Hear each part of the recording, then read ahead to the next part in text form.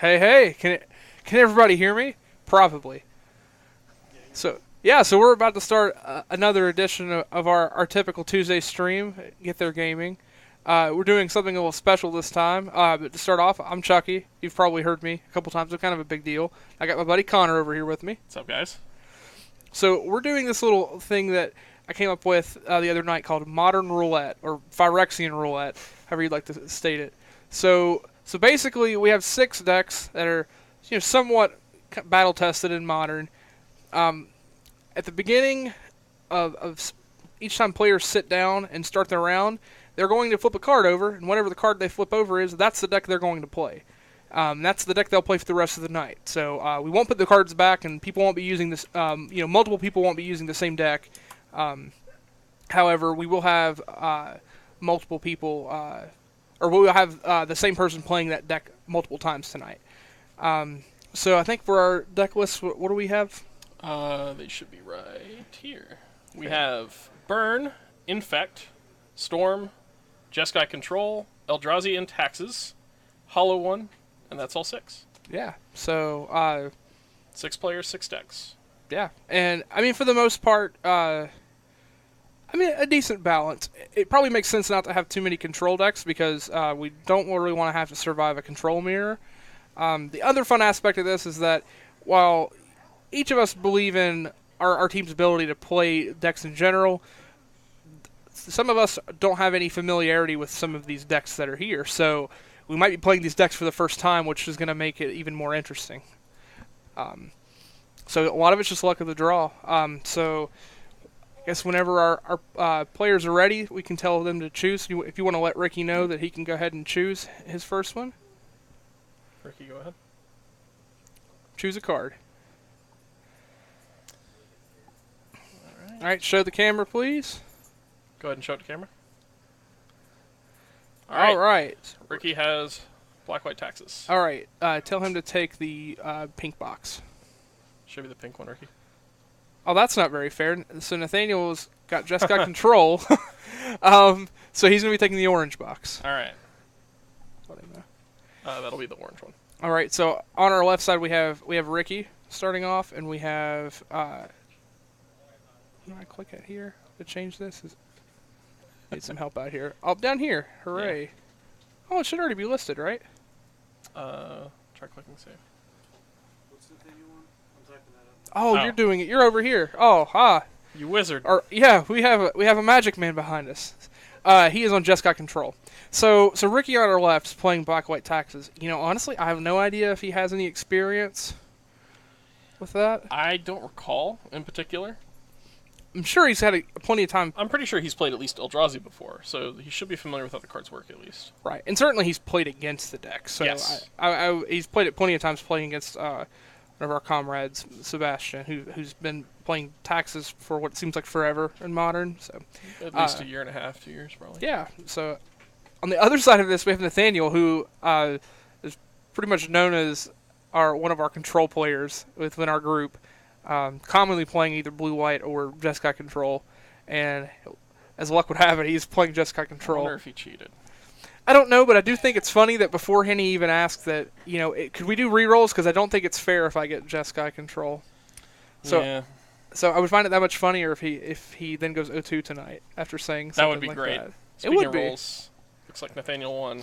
Okay, so yeah, and is there anything? It's all falling into place. Yeah, is there anything in particular I need to hit Corey and bye? Corey's gone. Our wizard left to show up deck lists while we're waiting on them to. So down here, click on one of those. Oh, I can just click on it and yeah, it'll show. and then you'll. That. So click the deck, and then you'll click. Perfect. That gives you an idea here. When you hit transition, this screen is live form. Okay, yeah, I gotcha. Yeah, you can view them in either section. But if you want to change the card preview, over here, right-click on any card, even if it's buried in there. And then go to Save Image As. Click on the card there for card preview, and now click Save and overwrite it. Ah, okay. Gotcha. So even if you have to hit one behind, for the Blood Crypt behind the... It'll still work. It'll still work. Yeah, Sweet. it's... Use the visual view on Wolfish. Okay, great. So Alright. probably a thing I shouldn't be doing is learning how to stream while we start the stream. Oh well, you guys are on the ride with me. So... Well, given all that, looks like they're ready to start. Ricky's pulling out his phone, so I'm going to go ahead and tell them to get started. Yeah, absolutely. You guys can go ahead.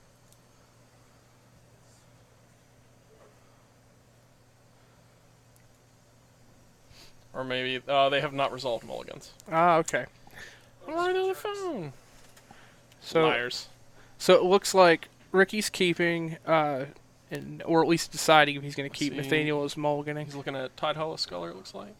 Yeah, and it looked like on the far left he had a Flicker Wisp, but I'm not. Some interesting cards. I'm not sure. There's a Vial in the center of land, so that's. Really, all he needs. I personally would keep that, not having played this deck. Yeah, knowing the fact that he's playing against Jeskai and he's on the draw, having Vial or Cavern is going to be big. So I agree. Huge, yeah. Okay. All right. Sacred Foundry Press, Ghost Quarter into Vial. Passes back. Now, again, because of that experience of playing this deck, I wonder if Ricky's going to remember to continue his Aether Vial triggers. Okay, good. Look at him. He's got a handful of removal ready for this deck. And again, not holding that against Ricky at all.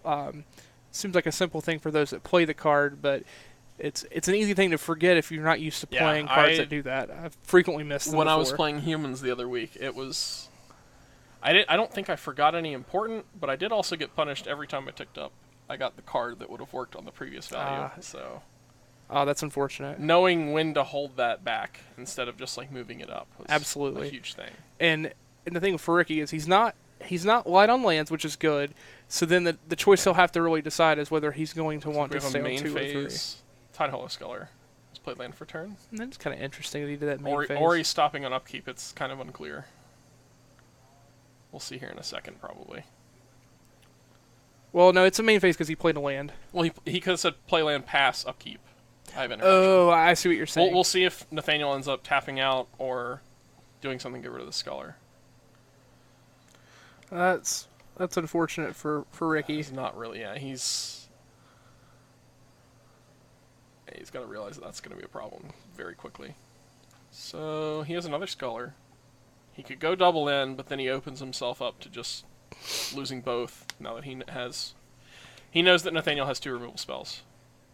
Correct. His other option is to hold back, but like not really have anything to throw out. There's a Shalai, but I don't know if he has another land, does he? I do not see another land. It looks like his current play is he has 2 Path, Tide Hollow.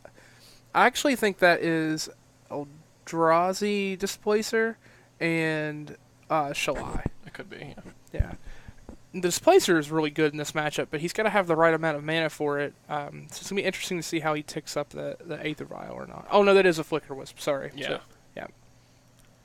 Now, he could go to, like, if he draws another, or has another 3-drop to play, he can take it up to 3, use the Flicker Wisp to reset it so he can get back down to 2 if he wants to for future turns. He could. He's pathing his own Sculler. I mean, It maybe, stops the draw, because he had to commit both damage to it, so, right? Right. Well, yeah, he did. The because spell it's will 2. completely fizzle. Yeah, it will fizzle. So, yeah, because it's not 1 toughness, so he And wasn't able to... That was a main phase, because Nathaniel went ahead and untapped. Yeah, okay. So, I think the line he's going to have next is going to be interesting to decide upon, because he could tick up the Aether Vial to 3, play his Tide Hollow Sculler again, and then wait for Nathaniel to respond, and when he does that, flicker it. Yes. Or Well, also, he could go for the double and there flicker is the it. benefit of him pathing his own guy to get to 4 mana, so he does have Shalai, and then whatever he vials in is going to have hexproof. That's also true, and now he's tapped out, so he's not going to have to worry about counter magic. I don't know if I like the way he's sequencing it here. I'm wondering what he's... Because he went straight to main phase. He did not uptick it. It's main phasing again. Thalia. Ooh, so it must have been the draw, and Okay, then he's going to play the Shalai. Alright, that's going to be one of the better plays he could have made here. Absolutely. I agree with that. Yeah, I mean, this is going to force the It forces path. the path. Absolutely. And that's going to put a mild strain on Nathaniel's... Yeah, he did pick up an island for turn. Yeah, it's going to put a strain on Nathaniel's plays just because he's going to have to... Well, he'll have tapped Path twice. Bolt, but that taps him out again. Which, Exactly. Unfortunately, that is also filling up the graveyard for the search, which is going to be problematic. The other in a thing couple is whether turns. he does this on his turn or not. If he lets Ricky untap and tick I don't that think he can. Aether I think Vial up, he's just forcing it now. yeah, I agree.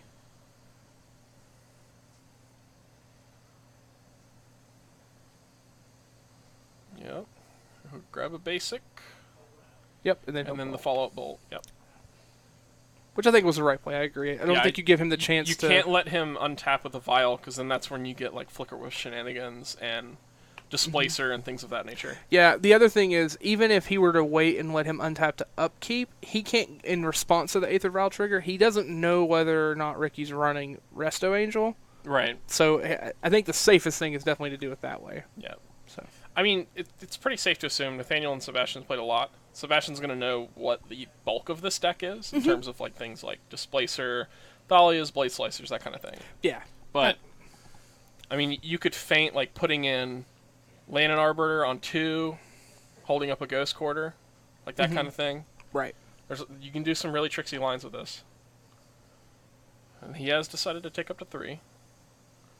2 mana for another Sculler.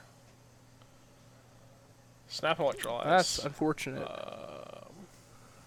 Yeah, it's unfortunate he has to grab that, for sure. 1 mana. I think he's gonna play the Aether Vial he drew, He has a second either. Okay. which I think is okay here. Doesn't have a counter yet. No counter yet. Now, he can be really annoying. Upkeep, flickering out a land for Sebastian or for Nathaniel's turn.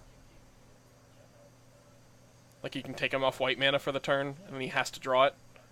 He Otherwise, could, he can't path. but knowing he has the Snapcaster, he could just respond. Sure, but it's gone. Like the ability's there. It's true. It's true. Let's see what he does.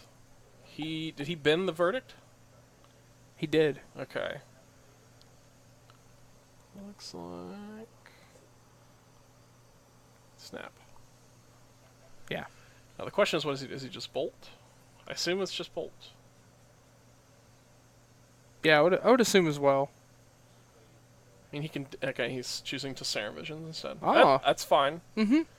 It's not a very threatening board state. There is a Vial on 3, but there's not much he can do about that right now. Right. Also, Nathaniel still has plenty of cushion in terms of his life total. Yes, so and he's what, 2 cards from flipping Search. So right. Well, now he's only one card.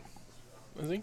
He Uh, exiled one with Snapcaster. So Yeah, but he went to 6. I thought maybe you're right. I can't see the entirety of it. Can you ask him Yeah. to slide his graveyard up so we can just see it? can you slide your graveyard up a little bit to your right? Oh, did I not click on? Nathaniel, can you slide your graveyard towards the center a little bit? Thank you. Okay, you were correct. Yeah. Yeah. So he was. It should he be was 5. safe. Yeah. So he's at 5. So But next turn he has the ability to upkeep. I think that's an instant in hand. I'm just not sure what it is. He can upkeep, put something in the bin, cast and then put one in the bin to flip. But that does use up his turn. right. So it looks like Ricky now has. That is a Displacer in hand. That for certain. is a Displacer. Now that's interesting. That creates a very different line now, given he has the Flicker Wisp and the Displacer. Sculler as well.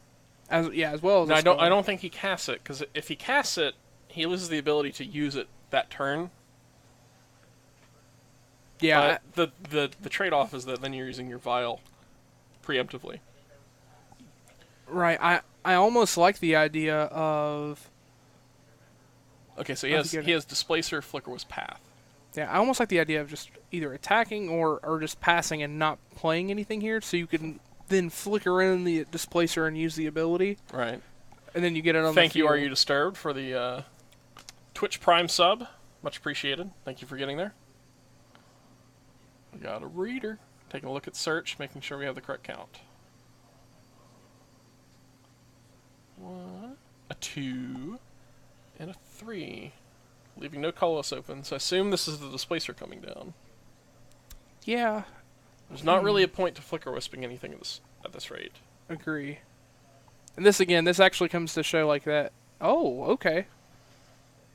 This is fine. I think so too, because you still have the Flicker You Wisp. you have your Vial activation still, so using your mana to just bump that little advantage bar over a little bit's nice. Also, he's got to start putting pressure on Nathaniel anyway. Yes. Nathaniel has a Sphinx's Revelation in hand.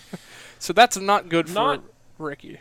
Well, not too scary at this point. That is only gain 3, draw 3. But that does effectively reset his hand at this rate. Yeah. And puts in enough cards to flip that search.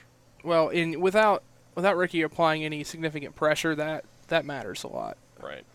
Looks like he didn't violin anything during his end step. That would have been a good chance to put in the Displacer. Agreed. Because a good interaction here would be to be using the Sculler during Nathaniel's draw step to just rip whatever relevant card he drew. Mm-hmm. Now, I think that's Thalia Heretic Cathar. Yes. If I remember the text from this, it says, first strike, creatures and non-basic lands your opponent's control enter the battlefield tapped. So, can affect Nathaniel in a way, just because he does play a lot of non-basic lands. Affects those fetches a lot, too. So. Now, if I'm not mistaken, I do believe Search... Search doesn't leave the battlefield and re-enter, correct? It just transforms? Not. Yes, just transforms. So okay. It would not affect Azcanta directly. Okay, so I do like that play by Nathaniel, because now not only does he just effectively get an Ancestral Recall, but he's also going to be able to potentially flip. Verdict. He's not. I don't think he's going to pitch that card. I don't think he does either. I think now you get the benefit of a 2-for-1 here. Yes. So I agree. 3-for-1, because you get to pick up the card that's exiled. Oh, absolutely, yeah. Even better, yeah. So.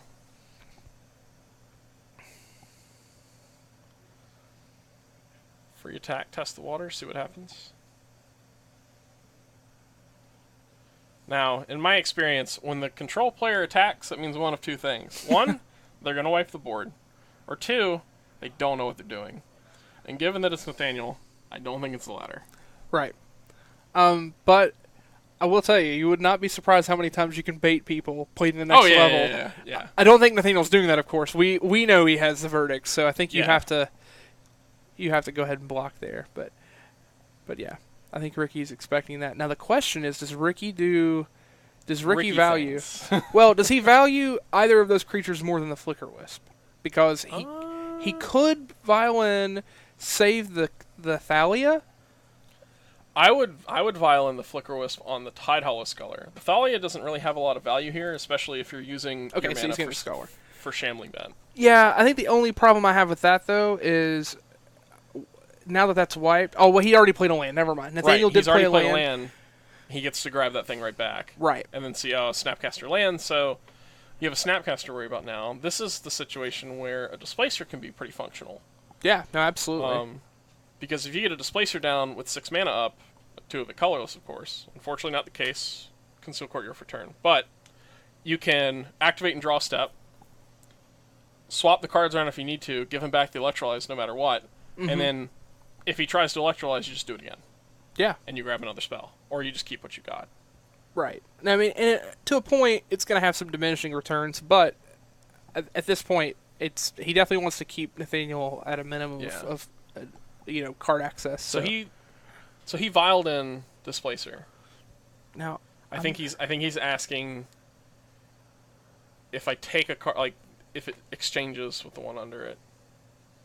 Oh yeah. Because my familiarity with it is that you don't get to keep both. Okay, so right? we'll go over this ruling, and this ruling is very similar to the ruling with Oblivion Ring. So wait, no, it's old text. It's old text. Okay, so it does work. So it works, but it doesn't work in the way the current board states. So he'd have to. Oh, what did I do there? Let's go back. What you doing? That's a good question. Oh, here we go. We'll get rid of that one. So I have to click here. No. Save image. Oh, they're not. Oh, I clicked. Yeah, there we go. Click the. Yeah. Okay. So to review Tidehollow Sculler, when it comes into play is when it looks at the opponent's hand, looks at the non-land card, removes it from the game. When it leaves play, you return that card. So what you have to do is you have to respond to the resulting trigger of it leaving play in order to then get the inner ability to exile It works with the abilities on the stack, not just like hungry hippos just start gobbling up people's hands. So with multiple activations of the Eldrazi Displacer, he can start that. However, Nathaniel will get the chance to respond because he'll get the Electrolyze back at least. Correct. And I just don't think Ricky has enough mana to do that. Yep. Now, this is big. So it looks like he is doing Snap Rev for... What was that for? For... 5? Yeah, it looked like 5, yeah. 1, 2, 3, 4, 5, 6... 9, set should be 4? Ask Nathaniel how many cards he drew. I think Nathaniel may have drawn too many cards. I don't know if he drew 5 or 4. If he drew 4, tell him to leave a thumbs up. Nathaniel, did you draw 4 cards? If so, Scared him. I'm sorry. if you drew 4 cards, Hold give up a how many thumbs you up. drew. Fingers. Okay, yeah, I think he was only supposed to draw 4. Were you only supposed to draw 4 or 5? Oh, there's a second island. Okay. You're good. There was a second island underneath. But that. even then, he flashed it, so There's he only has 9 mana. Okay, so he had 9 mana. He had to flash a Snapcaster. That's Goes 2 on to away. 7. So then it was 7. 7 on a Sphinx's Rev would be 4. So you drew 1 too many cards. According to Chucky's math, you drew 1 too many. You have 9 mana. Snap Rev. That eats up 5 mana. Did he have an extra mana? Did we miss that? Hold It's on. okay, yeah. He's coming to tell us. Yeah, no, that's okay. The way we can at least see where he got the extra mana. It was just very quick. No, we just didn't see it. Response to Ghost Quartering my Okay, you did. You have had a floating mana. Okay. Okay, gotcha. We're good. Okay. All's good in the hood. See, sometimes you need to see those things explained. Okay. We're terrible at our jobs. Not that it's I- fine. We well- can admit it. Oh yeah, I was a little distracted there. We were explaining Tide Yes, Hollow yeah. Scholar instead of paying attention. That's okay. And I trust Nathaniel. It's more so to make sure that it was the right amount. Right. I mean, at this point, with Ricky not applying any pressure, Nathaniel above his starting life total and a full grip of cards, I don't see how Ricky wins this. It's going to be slow, but So did he Ghost Quarter prior to playing the Arbiter? I think it was a turn before. It was a full turn before he... Okay. So that's that timing of, man, the other card I needed for this to do what I wanted next turn. Right. And I think the other problem with the Taxus deck, it has more explosive starts than the traditional mono-white Taxus deck. Yeah. However, it does not have the same card draw capabilities. Being able to flicker and bounce a Thraben Inspector over and over really adds up. Yep. Looks like we're going to see a Colonnade activation here. Yeah, I think it's definitely safe to do that now. Or Now, Ricky- a Teferi, Ooh, okay, that changes things. the big boy. So, Teferi's actually really good here because, I mean, given he has a lot of different choices and so many cards in hand, he probably doesn't even need to do anything about the current board state with the Teferi. Mm-hmm. He's likely to just plus an untap, or draw and untap his 2 lands. But he could get rid of that Tide Hollow Skull or get his Electrolyze back to deal with the Leonin Untap. Arbiter. Deal with the Arbiter, yeah. Yeah, so I'd wonder what he's Another doing. search. There we go. There's the plus.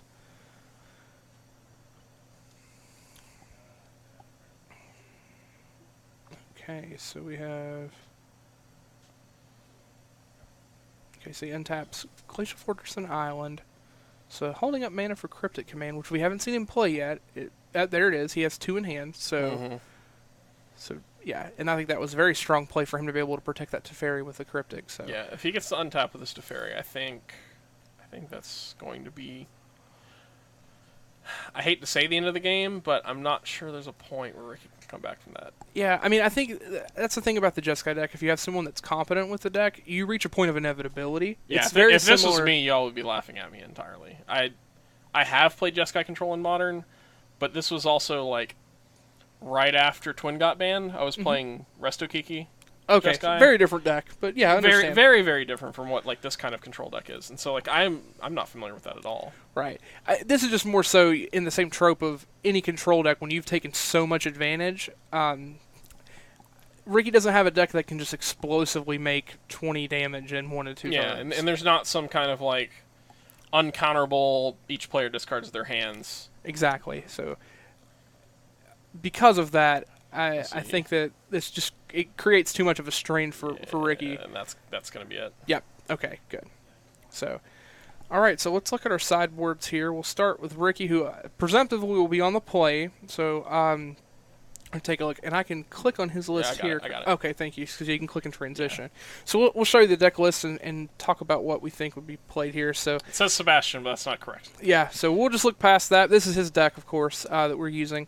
So focusing more on our sideboard, we'll kind of just go down the list and at least say what's there. So we have a pair of Fatal Pushes, a pair of Selfless Spirits, 3 Rest in Peace, a Kataki War's Wage, 2 Stony Silence, 2 Mirran Crusader, an Orzhov Pontiff, Kambal, Console of Allocation, and to wrap things up, a Warship. So a lot of variety in this, a lot of good hate cards. Yes. Connor, what do you think looks good in this matchup in particular? Nothing in particular. I think the Worship is just an auto ad because you are going to be losing. Like, you're going to lose this game to a Colonnade. Like, you're probably not going to lose to a Teferi. If you do, like, your sideboard cards aren't going to matter at that point. I can see him bringing in Worship, some amount of the Rest in Pieces, disrupting that Snapcaster and Search for Azcanta. Seems pretty good to me. There's reason to bring in Selfless Spirits. We've seen Supreme Verdict. We've seen the numerous amounts of bolts, paths. I assume Lightning well, it doesn't work against path, but bolt, Electrolyze. We assume Lightning Helix is somewhere in the 75, just because of the colors. Supreme Verdict. Yeah, no. So there's a lot of removal there. Selfless Spirit is a great addition. Yeah. You could get really cute and pick up like a Kambal if you just have a slot that you need to fill. You can tax some of those, like if he has a cantrip heavy hand and you just slam that thing on turn 2 or turn 3. Right, it's turn 3. There's no acceleration. I'm stupid. You can literally just drain your opponent for like 8 to 10 life before they can even answer it. Yeah. So, yeah, I agree with the Selfless Spirits. Definitely having some form of protection there, especially when you have something instant speed with Aether Vial is good. I think a big part of this deck is he just really needs to have things that impact the board. Path is just not his friend here, and if, honestly, in most situations, if Nathaniel is able to securely tap out and activate a Colonnade to start hitting for damage, then I really think Ricky's in a spot where he can't win anyway. Yeah. So I would probably look toward cutting either most, if not all, of the Path to Exiles to bring in more threats, just so that you have more presence. In that case, Mirran Crusader doesn't look terrible. It's not great against the colors, but it's a threat. Kambal fits that same role, I think, just because you want those. The other card, of course, that we talked about was Rest in Peace. Right. So I think my cuts would probably be 2 Selfless Spirit, 2 Rest in Peace for the 4 Path. I think that's what I would do. Yeah. That seems good. And I think that would be a clean cut for me. Yeah. Okay, so let's look over on the other side. Go ahead and click. Well, yeah. What are we doing? I got it. Oh, go ahead. Oh, you touching my hand? We're Yeah. friends. Oh, we're such good friends. I'm just going to switch this card over as we switch. Yeah, it's okay. So now we're going to look over at Jeskai Control. This is your vein of Oh, profession, yes. so I'll let you take the reins on this one. Yeah. Okay, so we'll go down the list again, and I'll talk about our picks. So we have at the top Ceremonious Rejection, Engineered Explosives, 1 Dispel, Singleton Baneslayer Angel, a pair of Celestial Purge, a pair of Damping Sphere, 2 Rest in Peace, 2 Stony Silence, 2 Geist of St. Traft, and to wrap things up, a Wear and Tear. So mostly a pretty stock sideboard for a Jeskai deck. Now, if I remember correctly, this is more of our defaulted list. I actually think Sebastian's Jeskai Control deck, which is what this is, actually has, rather than the Rest in Pieces, I think it has Rune Halos. Although I don't think that impacts this matchup. I have heard that Rune Halo is seeing more play in those Jeskai lists. I know several people that are playing that. Yeah, Rune Halo is a great card to have in this deck, especially if you're expecting more specific types of decks like Titan Shift. It's great against some of the more really aggressive decks. It's good against Infect. It's really, really good against the Boggles deck, which these decks tend to struggle with. But yeah, and I'm pretty sure it's in his list, but I don't think that makes any impact in this matchup. I think you're limited on what you bring in here. A lot of this is based on what you're going to cut out. So Engineered Explosives are a great include because setting it on 2 or 3 really puts pressure on Ricky to start making a presence. So Baneslayer Angel is just a huge wall, so definitely an include there. You could get cute and add a Stony Silence, but I don't think it's worth it just to hit the Aether Vials. The only situation I think I would bring that in is if I were on the play. So maybe Game 3 if you needed to cut a shut card. it off before it's relevant. But I think that's the only situation where I would bring it in.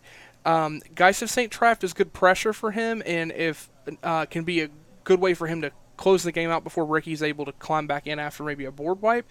And honestly, Nathaniel's got some cards he's going to need to cut, which we'll talk about in a second. Lastly, Wear and Tear could be good, especially if he's expecting some hate cards out of the sideboard, so I think I would do that. So yeah, just to wrap up before they start up again, there are a lot of counter spells that are just terrible against Aether Vial. So he has a lot of cards to cut. Logic Knots I think come out in this situation. Negate comes out for sure.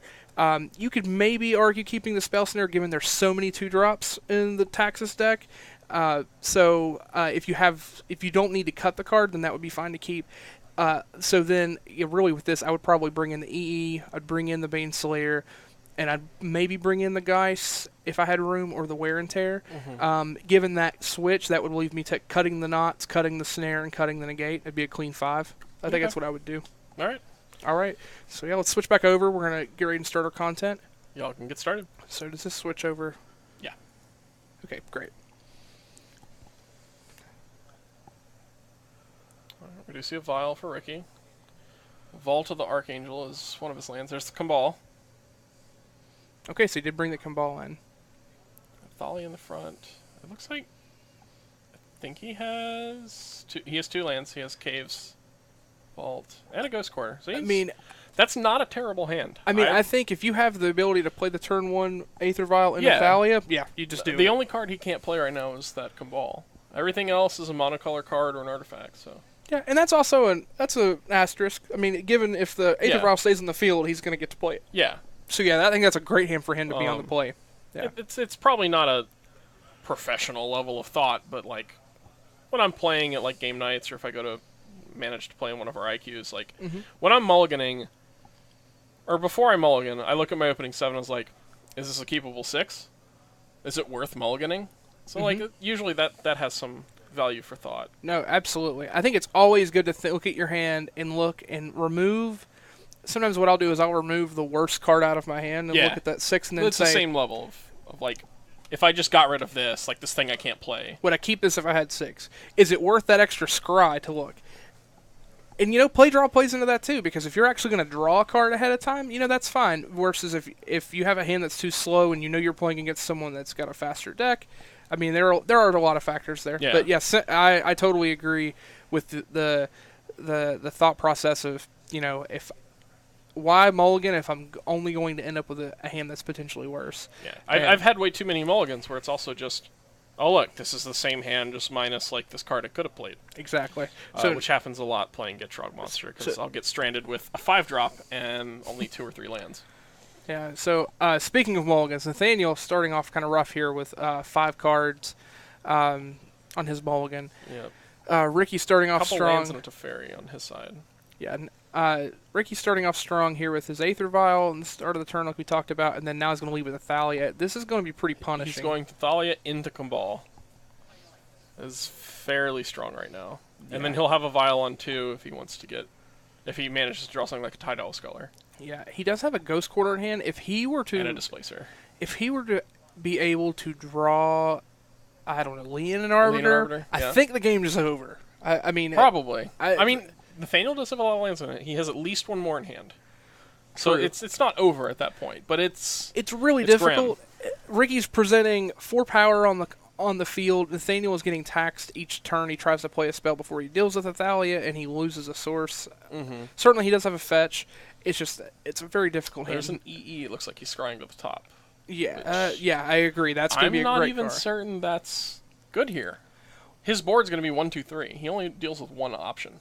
That's true. The one thing that's nice about EE, though, is that the EE does not get taxed by Thalia. So Sunburst... He can play it for 1 less. So Sunburst actually plays around the ability, because the Sunburst's ability specifically says the number of colors spent to cast it are equal to the number of counters that go on it. So even that 1 mana can make a difference here. Update the score. I'm going to assume it's this button. Yeah, got it. There's so many buttons on the screen. It's okay. It's like looking at a rocket ship. All right. Not really. No, it's not. I've had music composition software that have way more complexity to this. Oh, it takes you back. There's the turn 3 Cabal. Aether Vial on 2 open. Nathaniel passing it back, looks like. Or passing priority. Yeah, I would imagine passing priority, just to see if he does anything on his draw step to see see if he gets Tidal. Yep. Now, do you think he just plays the EE for 1 to get rid of the vial? I don't think that's correct. No, I think at this point, if he's going to use the vial, he has to deal with the threat. But the problem now is that not only is his mana getting taxed now, but that Kambal is a problem. Yeah. Um, He does have a path as well. I think it's still right to get rid of the Thalia, just because the sooner you get rid of that, the more mana you open up to make multiple plays. Mm-hmm. However, I don't know his hand either. He could just be simply looking at using the path to answer the Thalia His first. hand looks like Teferi, Snap, EE, Path. That's what it looks like to me. Right, so it looks like he might There just might be be a holding. fifth card. He might be holding the path to Saren deal with Visions. Thalia, and then he'll wait and see what the EE is going to be most relevant for, just Sure. like you had said before. Yeah, because if like, because now he's on 3. If he goes to like play a 3-drop, Violet, he can sweep the whole board. There's the Path on Thalia. Now, I'm not a big fan of this play because of exactly what's happening here. Because he's going to blink his Thalia and then protect it from the path effect. Where what I like on Nathaniel's end is maybe taking the damage and then at the end of turn doing that, because Yes, to get him to deploy his hand first. exactly, rather than running right into a trap and still taking significant damage. I mean, given Yep. he only had 5 cards, it just puts him real Right. far behind. And one land drop there, even if he did draw the land for turn, I believe he only had the mana to EE for... He could EE for 3 to sweep the board, but then there's still a Thalia in play. And Ricky gets to untap for another turn. EE on 2. I mean, there's reason for that, but I don't like the EE on 2. Not if Kambal was his turn 3 play. If his turn 3 play was holding up mana and then vialing something in, absolutely. I like the play that Nathaniel went for. I'm not a big fan of the sequencing, although he may not have Yes. thought that line out. I do agree with using the path for the Thalia because you're waiting to see how many more threats you can potentially deal with. But in that same thought process, what I would likely do is if you give Ricky the chance to play out his threats at the end of the turn, then you know whether he has multiple 2-drops or multiple 3-drops. Right. And then you know whether or not the EE is better for one or the other, and that helps you decide which route the path should go. Yeah, and the difference is you're getting drained for 2 life regardless, so it's actually just 2 damage. It's not a 4-point life swing like that just happened. Exactly. Okay, so it looks like we've drawn our hands. Nathaniel's hand looks much more potent this game. No lands though. Or, Oh no, there's he has one. 2 lands. He has Oh yeah, 2. he's in great shape. It looked like, did I see an Anger of the Gods in the far right? I think he did. So that's a really good card in this matchup. There's also one that was not on that deck list. It was not. So it'd be a variant of what we were dealing with. Of course, like we said, that's more of a stock list, so not entirely sure what was included. But yeah, Anger would definitely didn't include here. The other things we saw, there was an Elspeth in hand, which is another great card in this matchup, just an absolute backbreaker against mid-range decks. Yeah. The double Lightning Helix is likely going to go a long way for Nathaniel. As long as he doesn't miss land drops, he's in really good shape here. Yep. I can agree with that. Pickup was a Steam event, so Anger is definitely online. Yep. I believe, like at this point, he has 4 answers for Ricky. Like Nathaniel could actually just draw lands from this point, and that is still a game that Ricky is going to have trouble with. Absolutely. He needs to find something that either interacts with his hand, or is something that his removal can't deal with. So, like a Thought Knot. A Thought Knot would be perfect Right. for turn 4. Unfortunately, Ricky doesn't play enough relevant flyers, in my opinion, to effectively deal with Elspeth, just given the amount of answers that Nathaniel has. So if Elspeth lands on the board of the game, it's going to be very tough for Ricky to turn that around. Yeah. I believe Ricky has both a Thalia and a Leonin Arbiter in hand. I don't think there's a reason to not play either one of them. Like, you're going to lose your guys to removal, regardless of when you play them. Yeah, I'm not sure what the thought process is there either. I would certainly hope he's not hoping that, playing around counter magic, because the thought process would be that the control player should be cutting his cheap counter magic. Yeah. Here comes the Sculler. This is step 1 of the plan. And here's where we cry. That is 4 single target removal spells a refuel card, and then an Elspeth to end the game. Yeah. And I do like Ricky's line here because if he waits for Nathaniel to respond in any way, he can then violin the Leonin Arbiter, take out a land, and he's going to be in great shape. But it does depend on the sequencing here. Now, here's the question. You see the hand, and it was a bolt. It wasn't an anger. Oh, it is just a bolt. Yeah, but okay. I mean, that's still arguably good because if you start getting taxed here, like you're not going to land that anger on time if you miss land drops. Absolutely. What land do you take out? Do you take the white source? I think you Or do you absolutely try to take him off like double red? I think you absolutely take the white source. He had every card in Nathaniel's hand except for Bolt needs white. That's fair. I mean, I just think from that point it comes to that. The other thing for that too is that the most important card in that hand in terms of winning the game eventually is Elspeth. He needs 2 white. Depending on how Nathaniel draws his lands, he might have a difficult time finding 2 white sources. Yeah.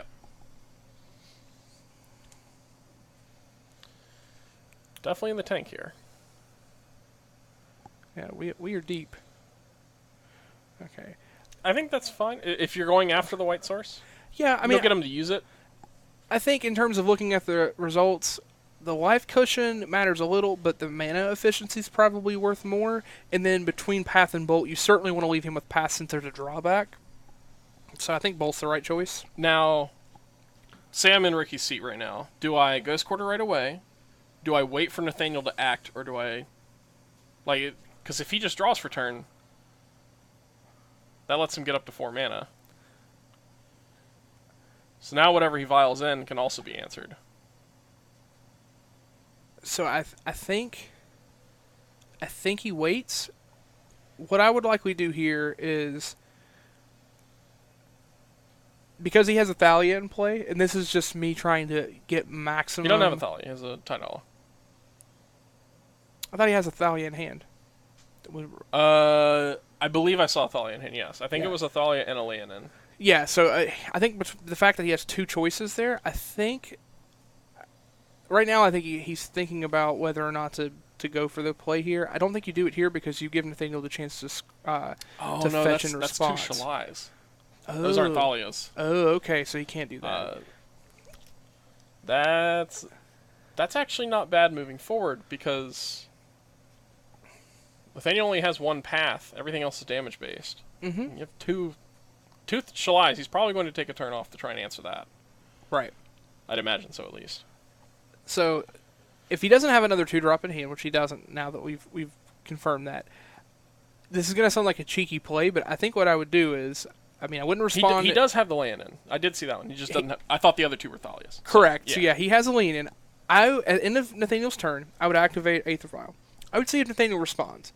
If Nathaniel responds by fetching, then I let him fetch, and then I would do, because he's likely to grab something untapped, because he's playing around the Leonin Arbiter, and then I would not put anything in play. Not even do it? And then I would untap and keep it on 2, play the Shalai, if you draw your 4th land, which is what he's doing now, and then you wait for him to fetch, and when he fetches, you play it, because then you get 2 lands.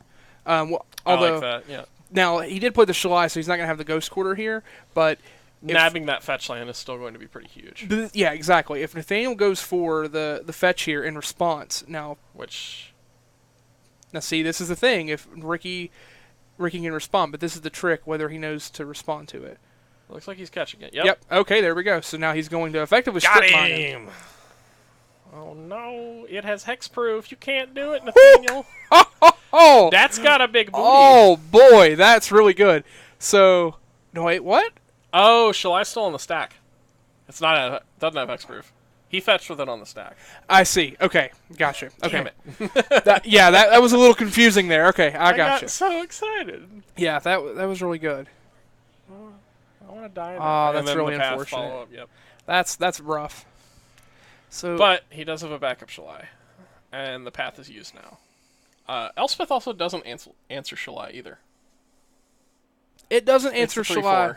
It doesn't answer it in terms of it's a wrath effect. Sure. What's the card name for that? Oh, now I'm thinking back. Meek something Meek. Retribution of the Meek. Right? Retribution of the Meek. Yeah, destroy creatures I think that powerful or one's just greater. number 2, but yeah. Yeah. It's same effect. Sure. Yeah, exactly. Yes. Eat. Yeet. So certainly it doesn't answer it. but again, because of the amount of single target removal. Now this is interesting. This is Just- desperation. Just trying to draw land, I imagine, and he didn't. All right. Somewhat, We have Flicker Wisp. There's a Selfless Spirit, so we did see those get boarded in. yeah, as we were discussing, to agree with that play. Now what's better than one Schley? Yeah, just Having just the deploy- second. Now we're good. We're Oh sitting boy, pretty. now that is an interesting It setup. looks like one of Nathaniel's pickups last turn was an EE though, Now does he have? which still cannot answer the Shalai It unless cannot. Ricky plays Athalia. He's Or strictly no, doesn't even do that now. because of the Selfless Spirit.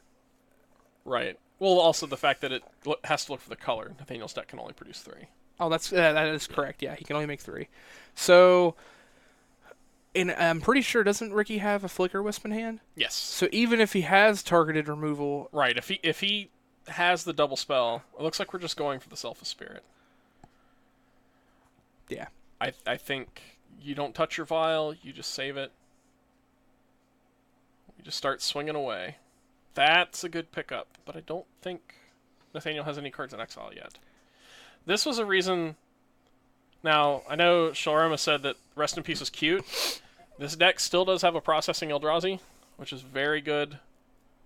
Not in this matchup, but if it's something that lets you answer things like tokens or Snapcasters, like it is a tool you can use on top of interacting with Search for Iskanta and their Snapcasters. mm-hmm. That was my reasoning for sideboarding the card in, just because like those 4 paths are pretty much blank removal spells. Yeah. Well, even if you don't have the But you have this Rest in beater Peace, that does it. the thing that he has that's really good here is if Nathaniel were to draw a card, he has the ability to play the Wasteland Strangler, and then he can flicker one of Nathaniel's lands out of play, and then he can process it. But, of course, he didn't go with That's that true. sequencing. That's actually a big deal. Yeah. Being able to get rid of maybe a Colonnade and then also kill a Snapcaster, that's a lot of value, especially at instant speed. So, but at the same time, the floor is you have a 3-2 beater. It's not terrible. Yeah, here. and the line that you said, which I have completely forgotten about, because I actually haven't seen this deck played in been at a least while. a year. It's been a while, yeah. Oh, yeah. It's definitely been a long time. That line of being able to just flicker out any permanent and then eat it. Looks like we're going for double removal spell on the. I would assume he went 2 damage, draw a card on the... Yeah, because he doesn't have any other targets unless he's burning his own face. It gives you and your other creatures hexproof. Right, so he and has to hit planeswalkers. to him. And then is he going for the bolt here? The second bolt that he has, yeah. Or did he even end up playing the first one after realizing? No, he did. It's in the graveyard. It's in the far left. yeah, underneath the. So he did. So he's waiting to see if So- Ricky responds. This is where I'm questioning Ricky's play. So Nathaniel popped the E for 2 to force him to use the Selfless Spirit.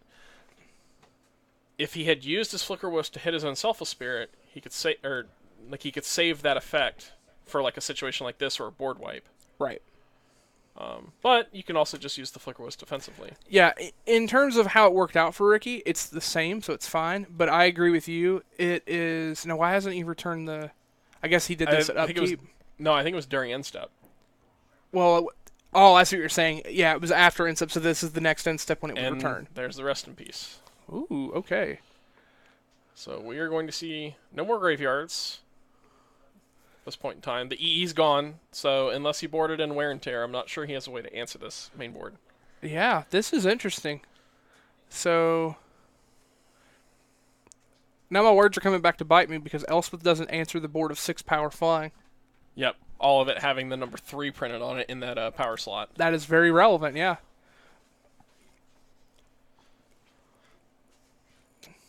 Looks like we're seeing Electrolyze Helix Oh. to try and take care of it again. Yeah, I think that would do it. Does he still have the Helix in hand? I think he had 2 Helixes, yeah. Oh, this I actually don't- is going to work out really well. He has Helix, and he just drew a path off of the Electrolyze. So now he's going to be able to answer the Flicker Wisp as well. Now, He's maybe going this to take is, 6 in the process. That's half his life total at this point. So this is aggressive, maybe, but I would actually... I would not touch that vial. I would probably fetch and path that Flicker Wisp now before Ricky draws a card. Ricky is currently hellbent and I would not want him to draw any way to to keep me from removing the Flicker Wisp, because the next turn I untap and I just jam Elspeth. Judge. I will take care of it. 1 second. Yep. Okay. We just need a moment while they need a judge. In the meantime, for those of you tuning in, so this is our first round of Modern tonight. Stream is a little different than normal, as you'll see with the next round if you're following. So rather than just playing our typical Modern where our players in our group bring their decks and play, we're actually doing something fun called Phyrexian Roulette, where we had people randomly choose which decks they've played. So some people could end up with decks they're familiar with, others could end up with decks they have no idea how to play.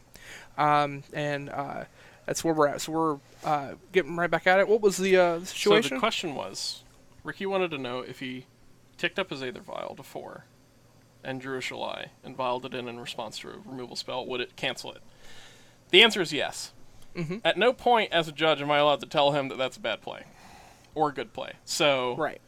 I, if I was in his seat, would not have ticked that up to 4, just because of the fact that you have way more relevant cards on 3 Yes. at this point in the game. Like, The a other Thought Not Seer, like, you haven't seen his hand, you don't know that it's an Elspeth sitting there. Like, sure, Correct. you'll grab the Elspeth, but The other thing that Ricky, and this is the interesting part of playing this roulette, he's not aware of this entire deck list. So Right. unless he picked it up and looked, there are only 2 Shalai in the deck. Both have been removed. yeah.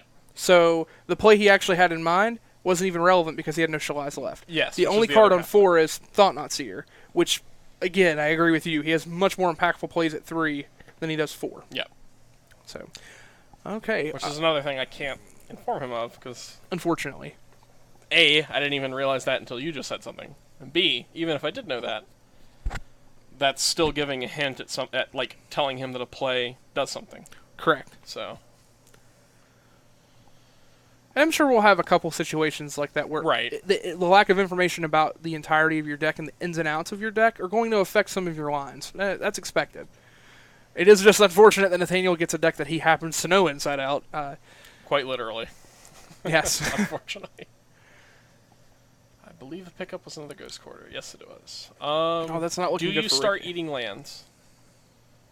You know he has at least 2 basics. You saw 2 islands last game. I mean, I think that if I'm Ricky and I'm thinking about the clock, I don't know if I'm thinking about a 6-drop like Elspeth, so I don't know if I'm thinking whether it matters. Yeah. Versus if I were to... This is a tough spot because you have to figure out like what is he thinking. Whereas if I were to top deck a Leonin Arbiter, then those Ghost Quarters get a lot better. It's hard. I'm not sure. I probably wouldn't. If I had no knowledge of what Nathaniel's doing, I would hold them. There's no reason to pop them. I agree completely. Because, like, just, he has more basics in his deck. Yeah, exchanging for basics, it doesn't really make a difference there, and it's not like it would set him out of having a color. So yeah, I Yep. would not use them. And if he makes the heads-up play, finds a Flicker Wisp here, seems like he picked up a Thought Not Seer, which That's a unfortunate. turn too late. Yes, agreed. But if he picks up a Flicker Wisp, he can actually deal with the Elspeth. Oh, he absolutely could. Yes.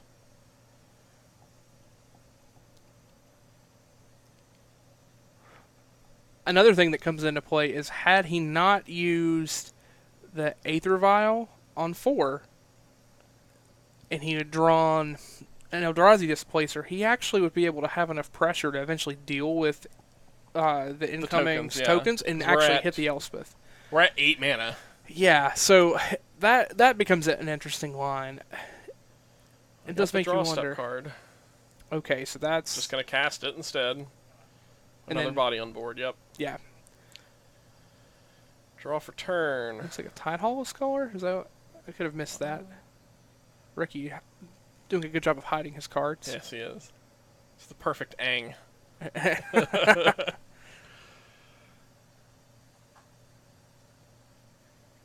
Wait, Ricky's not an airbender. Shut up. They probably do not know they're on turns. However, that clock started while we were still doing deck techs. So we're going to give them a couple minutes. Yeah, we're actually counting. They're actually up to 5 minutes. So when we get to the 5-minute mark, they will be in turns. Oh, it's a Kambal. Not a horrible card. Yeah, if Nathaniel were to be completely reckless here, could hurt himself enough to then Yes. die to a flyer, but Dies to an end step, like... or not end step. He'd have to get another vial, but like flash and a flyer. Yeah. And I think the problem here, Ricky needs to realize that he has to make Nathaniel remove creatures because in 2 turns that Elspeth ults, and upon that ult, Nathaniel wins. If Yes. all those creatures plus the 3 soldiers coming next turn are on the board. So Ricky's only out is to really go ham and attack out here. He has to do that. But unfortunately, he's not. Colonnade is also a problem. Yeah. So I don't think Ricky has an out here to draw anything. Maybe you want to warn them and tell them they have 3 minutes left. Yeah. Although, I mean, this should be the turn. Just heads up, you guys got 3 minutes left. Nathaniel probably mentally said, hell yeah, knowing that he's in a commanding board state at this rate. Ricky deep in that tank. It's got to be a relevant card. If it's a land, he wouldn't just, like, hold it. Doesn't look like it's anything that's going to make a difference here. Yep. Yep, there we go. All right, that's our first match. So Nathaniel taking his pride and joy control deck. Yep. Now, I am taking whose seat? You will be taking Nathaniel's seat. So All right. Nathaniel's going to be swapping with you and joining me, and you will be playing the next 2 rounds. Good luck with your draw. Yeah. Do you have any idea of what you want to get? Trying to think. You have Decks. Storm, Infect, Hollow One, and Burn. I Yep. played Storm when I first started playing Modern. Oh, that's- but I hate the deck. I would like to play Infect. I have actually not played Infect before. Okay. Yeah. That would be a new experience. I've played all the other decks before. Okay. I've actually played Hollow One maybe once or twice, early stages. So I think that's I the don't deck know if I I would lean piloted it, towards. but I have definitely played against that matchup enough in the last 6 months that I know how to pilot it. Certainly, I've played Yeah. against it a lot. I just haven't piloted it myself. So Yeah. that would be the deck I would be interested in amongst the 4. I really hope I don't get Burn, just because I hate playing Burn. It's just an autopilot deck, in my opinion. To me, anyway. I mean, the deck is fine. It's just I don't enjoy playing it. Yeah. That's how I feel about Storm. It's just like, I can do math. But- is this enough? All right, we're done. Like, that's just how I feel But like that deck can be. given the theme that we're playing Roulette tonight, I would really like to Roulette turn 1 and just Burning Inquiry. Well, I think it would you're be a stuck blast. near the end, so you get the 50-50. I do get the 50-50. We'll see what happens. Okay, so for anyone joining us now that doesn't know what we're going on tonight, we're doing our Modern stream. We're doing a special here called Phyrexian Roulette, where rather than just having the decks that we know we're playing, we have 6 decks that are already ready, and each player, as they come up to play their matches, will randomly choose a deck to play for the evening. Hi, Nathaniel. How did it feel to get a deck you have no idea how to play?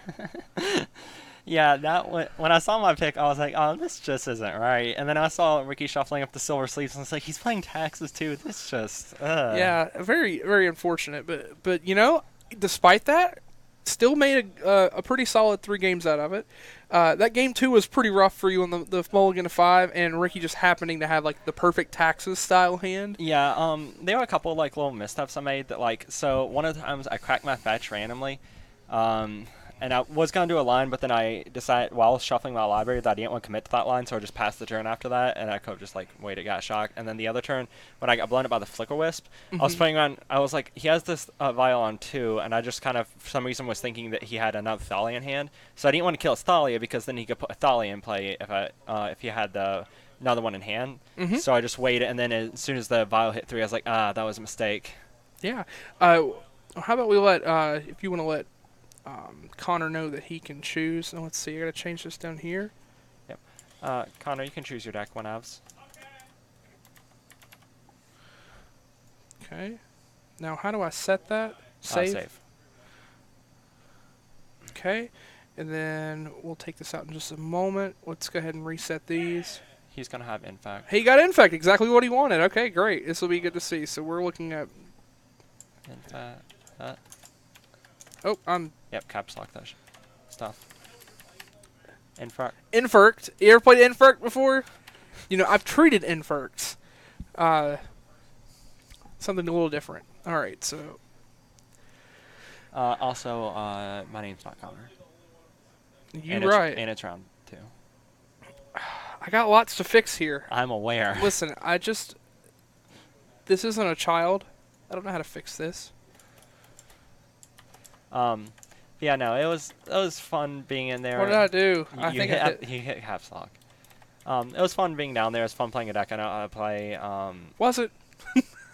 Ricky obviously was not completely familiar with the deck he was playing, so I had a little bit of an advantage there. How do we reset the time? Go to round timer. And you hit the reset button. Okay, and then we can just start when we're ready. Oh, perfect. Okay. All right. So did we want to do a did you guys do a brief minute talk about decks beforehand or no? Yeah. So again, we already talked about Ricky's deck to an extent. We'll briefly bring up Connor's choice. So he ended up with Green Blue Infect. So this is a deck that's been around for quite some time now. Yeah. In Modern, it's had its ups and downs over the past few years. Given the onslaught of humans that have taken over the meta for a while, as well as the printing of Fatal Push, which seemed to really affect the deck. Yeah. Not to mention the banning of Gitaxian Probe.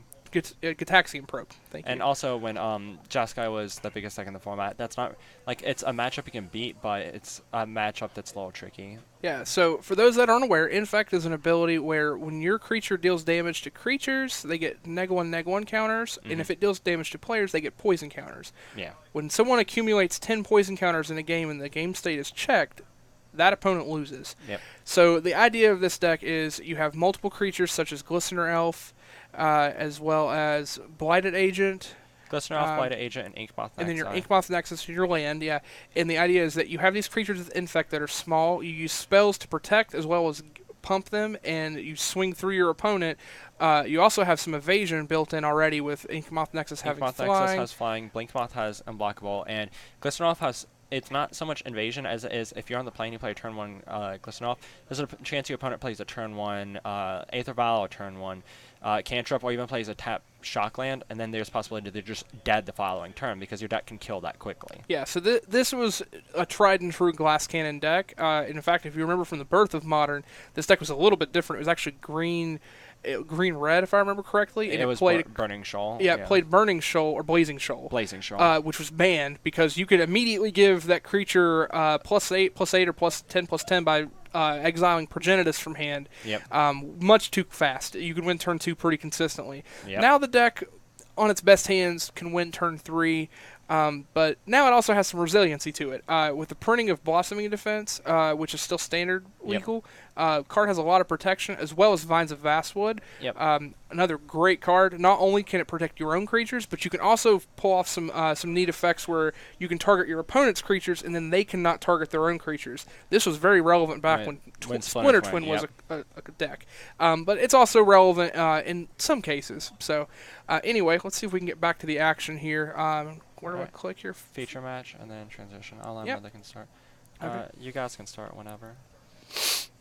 So, in this type of matchup, the Infect deck is kind of just hoping to... One second. Yep, there we go. The Infect deck is kind of just hoping to get through kind of quickly. You're looking turn 3 or turn 4, trying to just punch in your damage, and you're really hoping to avoid a Thalia here. Thalia is going to be real hard for your deck to beat. You can't play a bunch of spells efficiently to pump your creatures, and it's a decent blocker on its own as well. Yeah, absolutely. So Connor having the unfortunate circumstance of not having a turn 1 Noble Hierarch and then drawing it turn 2. Well, he has that. He also has the fact that it's turn 2 and he doesn't have an Infect creature. That is also a problem. So yeah, pros and cons of the deck. Again, Glass Cannon, you heavily depend on having those creatures early to finish games, and you do not want to give your opponents chances to build a board presence. Yep. So see how this works out for him. And now, Ricky didn't have the turn 2 Thalia. He does have a Path to Exile on hand that I can see, though, so that is going to be some amount of disruption from his side. He also gained some mana acceleration in the form of Eldrazi Temple, allowing him to play his Eldrazi Displacer on turn 2, which is pretty good. I didn't see his hand entirely, but if he has a Thought-Knot Seer or draws a Thought-Knot Seer, he can play that early too, which is a backbreaker for this deck. Yeah, right now, this game's feeling really bad for Connor. I feel like his draws just aren't lining up where the way he wants them to. And Ricky, he doesn't necessarily have an absurd hand, but he has a really strong start. Turn 1 Val to turn 2, 3 drop is pretty strong. No, I think he has a Blighted Agent. That's what I'm seeing. He has a Blighted Agent and a Glistener Elf, from what I can see. Okay. So, and he does have a way to protect both. So I think, as long as he has a way to protect the creature, I think he's okay with the play that he just made. Now, one other thing is that Eldrazi Displacer can target opponent's creatures. It can, however, in the same sense that he has that protection, Yeah. he's still okay. Well, it's like a little added layer of. So, let's say that Rancor, at the end of turn, like, say if Connor can't win next turn, Ricky can use the mana to flicker the 2-drop to just kind of, like, make him have to recast the Rancor next turn. It's just, like, that little added piece of on-board interaction. Absolutely. The other line, unfortunately, Ricky doesn't have an untapped source. However, if he'd played an untapped land, he could have used the Eldrazi Displacer's effect to bounce it, forcing Connor to use his Blossoming in defense, and then in response use the Path, which would have been huge. No, really, I think Connor's going to be able to swing in for quite a bit of damage. So Exalted Trigger will pump that to 4. Let's see if they Now, do anything here. if you're on Ricky's side, a lot of times it's just correct to... yeah. Do you have a way to do poison counters? Okay. So, when you're playing against Infect, now, a lot of my experience against Infect has been with Blue-White X decks and Shadow decks. But a lot of times when they swing in, you don't want to pop your interaction right when they swing in, even if it's like for 4 damage. If it's not for lethal, it's a lot of times safer just take that damage and try to kill it in main phase 2 or end of turn. Because if you go to kill it and then they have a Blossoming Defense or a Vines of Vastwood kicked or something like that, you can just die instead of taking some amount of damage. It's kind of similar in whenever you're playing Jeskai Control and you're trying to kill a Taxes player's creatures, and you do it instead of doing it in the turn, and they Flicker Wisp it. Yeah. Now, I had to pick on you a little there. so Sorry. in my defense, though, like both lines were defensible. It was just a really weird situation. He had one card in hand, and it was literally that exact card that would have been the play that made No, I'm yours not wrong. talking about that time. Which No, one are you talking about? the time that he had one card in hand, I knew he had Flicker Wisp in hand. I was trying to force it. The time. Oh, okay. Okay, that's reasonable. Yeah, because like so he had been holding. That was the game he had the Angel in play, right? That you're thinking about because he had one card. So all I had was burn spells. I was like, I need to make him pop it at some point. So end of my turn, I did it. So that way, when he flickered it, it wouldn't be in play the next turn. So not that one. It was the other one. It was where he was in. He had was multiple his cards in hand combat. that time. Oh, he did have multiple. Okay. Yeah. Okay, so I'm just mixing my plays then. What are we doing here? We're trying to think. Oh, are we doing the poison? Do we have poison, Daddy? Are we trying it? Wait. Did we get poison? Let's see here. Oh, what happened? Oh, there it is. He has poison, but we don't have a number. Huh. We're so close. We're trying. So let's see. So in the midst of us looking at all these technical difficulties, it looks like Connor went in for his next attack. Ricky was able to deal with the Blighted Agent by use of a Path to Exile. Yes. So then Rancor does go back to Connor's hand, and I think you'd said he does have a Glistener Elf in hand, so he'll be able to play the Glistener Elf, reattach Rancor. I don't know if he has protection, but I think it's safe to go ahead and just put the Rancor back on anyway. I mean, yeah. Like, there's not a ton of ways he gets punished for playing the Rancor on immediately unless Ricky has another Path to Exile on hand. And even then, just forcing that Path to Exile might be something you'd be interested in doing. Oh, he's waiting. Okay. And considering he has access to 7 mana on the following turn, I think he can afford to wait. That's also reasonable. Yeah.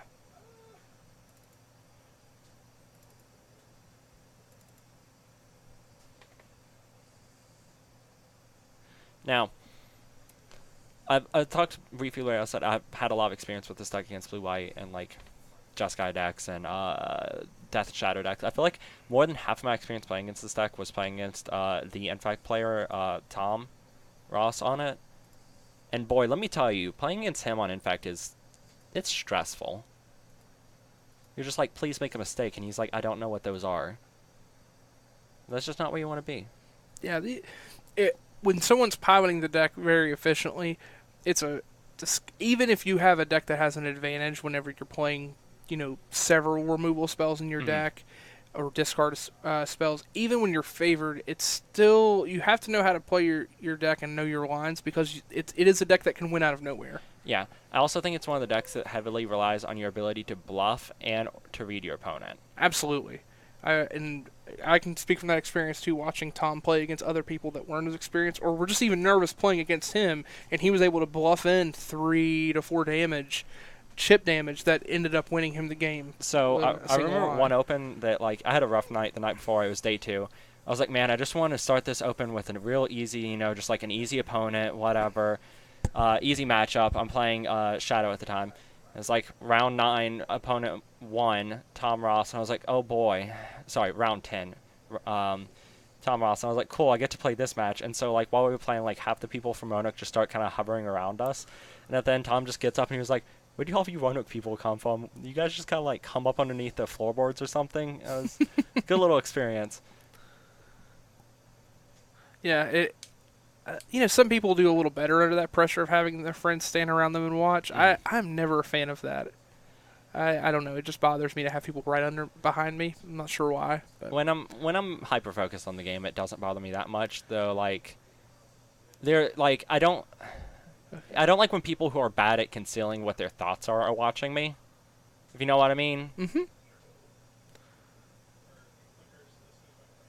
Yes. Okay, that's interesting. So.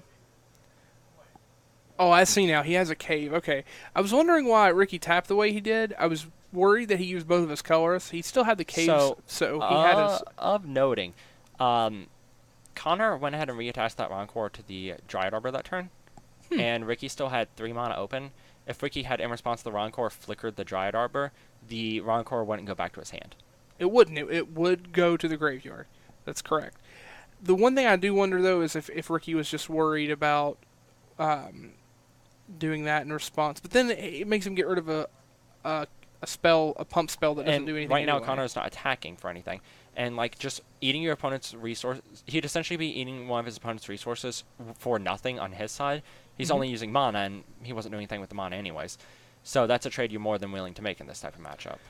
So now I don't know if he had the Leonin Arbiter in hand already. Maybe that was the reason. It didn't matter because he was going to be able to do what he does here, and then he'll be able to get rid of the Roncore whenever he goes back to play it again on the Glistener Elf.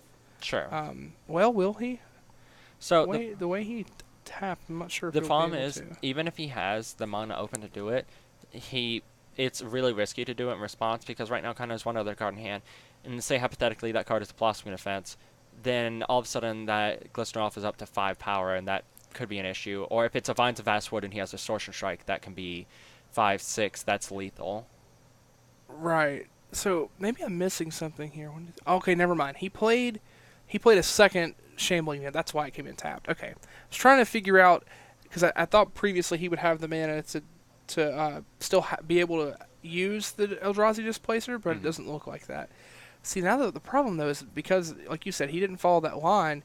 This Glistener Elf could potentially come in and win, and if Ricky tries to answer it,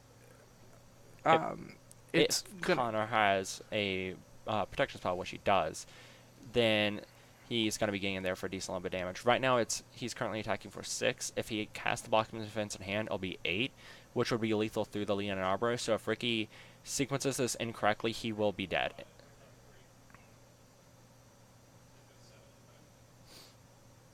Oh, well, actually, I just realized something as well. That's an Eldrazi Temple, so he actually can still activate the Eldrazi Displacer's ability. No, I was counting that. Okay, I had missed that. I for some reason, I had forgotten that was there. I thought that it was another Ghost Quarter, so that changes things slightly. Mm-hmm. But yeah, it's interesting. Ricky took the damage there. It is interesting. So I don't know why he didn't go for the path there. this turn, Connor has 1 card in hand. What I would like to see from Ricky here is for him to go ahead and flicker both of the Noble Hierarchs. Because if Connor doesn't use a protection spell, he's dead, and if he uses a protection spell, then his hand is a little bit weaker. Oh, that's interesting. Yeah, that's actually a really good thought. And that's one of the things you got to pay attention to with this deck. Again, Infect is a Glass Cannon deck. It tries to win before it dies. So a lot of times it's not protecting its own life total, and sometimes those opponents may lose track of the fact that they're going to lose on a swing back. So Ricky actually has the win here if he plays correctly. So what Ricky needed to do here is before blockers, he goes to flicker the first Noble Hierarch, Connor lets resolve. He goes to flicker the second one. Connor's going to cast Blossoming Defense, targeting to give it protection. In response, he vials, puts in a Flicker Wisp, flickers it out, swings in for 6 lethal. Exactly. And Ricky can safely do this play because Connor only has 1 card in hand, so there's no way that he could have the necessary amount of action to survive through that. Right. So now the problem is that I think Ricky's playing the. I agree with you. That line wins. I think he may have been thinking so defensively that he overthought it, and now the thought is he still has a way to deal with the Glistener Elf here because he's going to, I assume, activate Displacer, and then whenever he goes to protect it, he Activates the other Glistener. he can either activate it again or he can cast his path. Yeah. So he wins either way. But He wins either way. Both these decks are decks that, and kind of goes into the whole thing of what we're doing tonight, that if you aren't really familiar with the deck, there are a lot of highly technically difficult lines from both decks. absolutely. Yeah. So it's not super surprising to see little lines like that slip to the wayside here. Yeah, so why don't we just briefly look at Ricky's... well, we already have the Infect deck. We'll go ahead and look at the Infect sideboard. If you want to go ahead and read along. So from the Infect player's sideboard here, he has access to a few interesting things. Spellskites being one thing that he could possibly bring in is just kind of a way to give his creatures that little added layer of protection. And aside from that, there's nothing else I'm super interested in bringing in. I don't think this is a matchup you're trying to do the Kitchen Finks thing. I don't think this is a Wild Defiance matchup, and I don't think it's an Echoing Truth matchup. And it's certainly not a Nissa, Spell Pierce, or Grafdigger's Cage matchup. So I think that you're going to go for the minimal sideboarding here and just bring in your Spellskites, and then cut down on some number of random pump spells. Yeah, I would agree with that. I like the Spellskites. I could see if you had some weird concern about a specific hate card coming down against you, that would be really good. I don't even know what that would be. Maybe like a Worship or something, which actually that comes up. Worship doesn't do anything? Oh, no, you're right. It's Infect. It doesn't matter. Okay, so yeah. I'm just trying to think if there's anything that Connor would be concerned about. You could maybe argue the Echoing Truth over another card, but I probably wouldn't. I would probably just stick to Spellskites and that's it. Yeah. Because I don't think it does enough. Okay, and then what would you cut? So really any amount of just random pump spells. Cutting down on some number of become immense is fine. Aside from that, Mutagenic Growth is one of your weaker pump spells. I think that you want to keep most of your protection pump spells. Absolutely. I think you keep all of those in. I think I would argue to cut the Ground Swells only because he's playing against a deck that can take away the ability to get the landfall off of fetches and from effects. That's it. I agree with you. Otherwise, Mutagenic Growth is likely the next cut. If he expects any graveyard hate, then Become Immense is definitely a card to consider shaving. Yeah, though I really don't think that you could expect too much of it. I think you want to keep your Dismembers in as Thali is a problem. And Thali is maybe a card to warrant the Echoing Truth, but I don't think that it's that clean of an answer to it. Agree. And you want that in the field in general because it also just gets other big blockers out of the way. Yeah. Alright. I think that's about it from that, and then to Eldrazi and Taxes, unless you had something else to say. No, that was it. Okay. All right, so again, just going back through this list that we talked about briefly, I really like the Fatal Push here. Yep. I mean, once again, it's the scourge of this deck. It was one of the reasons this deck fell to the wayside for a good period of time. So certainly think those two come in. I like the Orzhov Pontiff and the Kambal as well. I totally agree. I actually really like the Pontiff. Yeah. If you're able to flicker this in or vial this in, this can be a blowout. You can do this pre-combat effects before any pumps are done. You can take out Inkmoth Nexus instant speed. It does a lot here. It does heavy lifting in this matchup. Absolutely. Definitely one of the reasons to run the card in the sideboard in general. Again, as we said before, because of my statement, that was a complete faux pas. Worship does nothing here, so we would not bring that in. If you needed to cut cards, I could see Kambal, but really beyond that, I'm not really seeing a whole lot else I would bring in. Yeah. And as far as cards cut from the main board, I think that you really don't need Shalai in this matchup. It's a little slow, and it does not that much. And then to that same merit, you might cut down on Thought Knot just as a way of lowering your curve. You just want kind of to be as efficient as possible here, and Thought Knot can be a little inefficient. Yeah, I could see that. I think there is an argument, though, if you're able to get an early Thought Knot, it does a lot of heavy lifting in terms of removing the one card that may matter. Where Blade Splicer, is a good value card against grindy decks. I don't But think you're Blade not playing Splicer grindy does. matchup. Yeah. Exactly. Blade Splicer seems kind of in this matchup, so Okay. I would probably cut the Shalais. I totally agree with the lowering the curve, and then I would cut the Blade Splicer for Okay. the 2 Fatal Push and the Pontiff. Pontiff. Okay. Yeah. And any thought of bringing in that Camball? If you have room for it, let's see. Is there anything else I would cut? I mean, you could probably shave a thought on. See, your Thalia would be another card I'd consider maybe. Big Thalia, of course. The big Yeah. Thalia, Heretic Cathar, as a one of. Just another thing, you're cutting down the curve, or at least evening the curve out to get a card that's more impactful. Mhm. So I could see that. Yeah, I think that would Alright. be it. All right. Feature match. So I'm gonna go and let them know they can start and see how Yeah. this goes. And don't worry, guys, we have licensing for that transition music that you just heard. Yeah, go ahead and comment. You guys can start whenever. Sorry, I mean, somebody's got to be the bad guy here. I don't. What? It's okay. It's okay. I'm full of memes.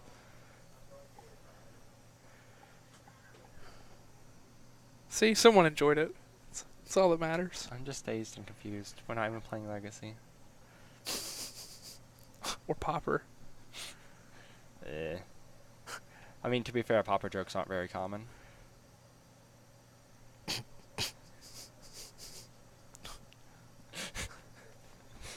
That was cheap. It was cheap, like the format. Ah, you got it. Yes, we're there.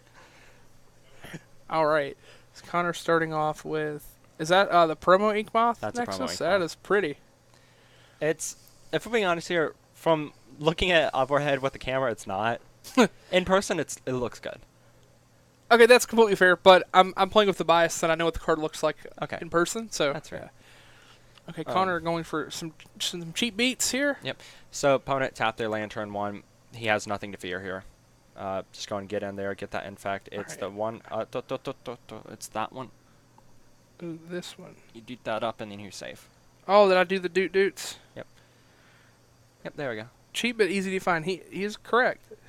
Cheap but easy. Oh, I really want to make a your mother joke, but I can't do it. Whoa.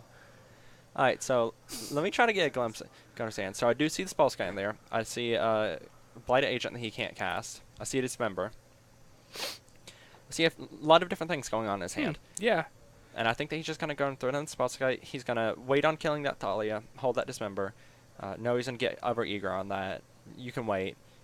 And Yeah, I think that's the right play. I think this is correct. I mean, currently, you're playing mono green struggle bus. You've really got to draw that land to get blue. Yeah, you really need a third land here. You have the answer for Thalia, but the problem is if you let that Vial get up to 3, then you can't even guarantee kill the Thalia.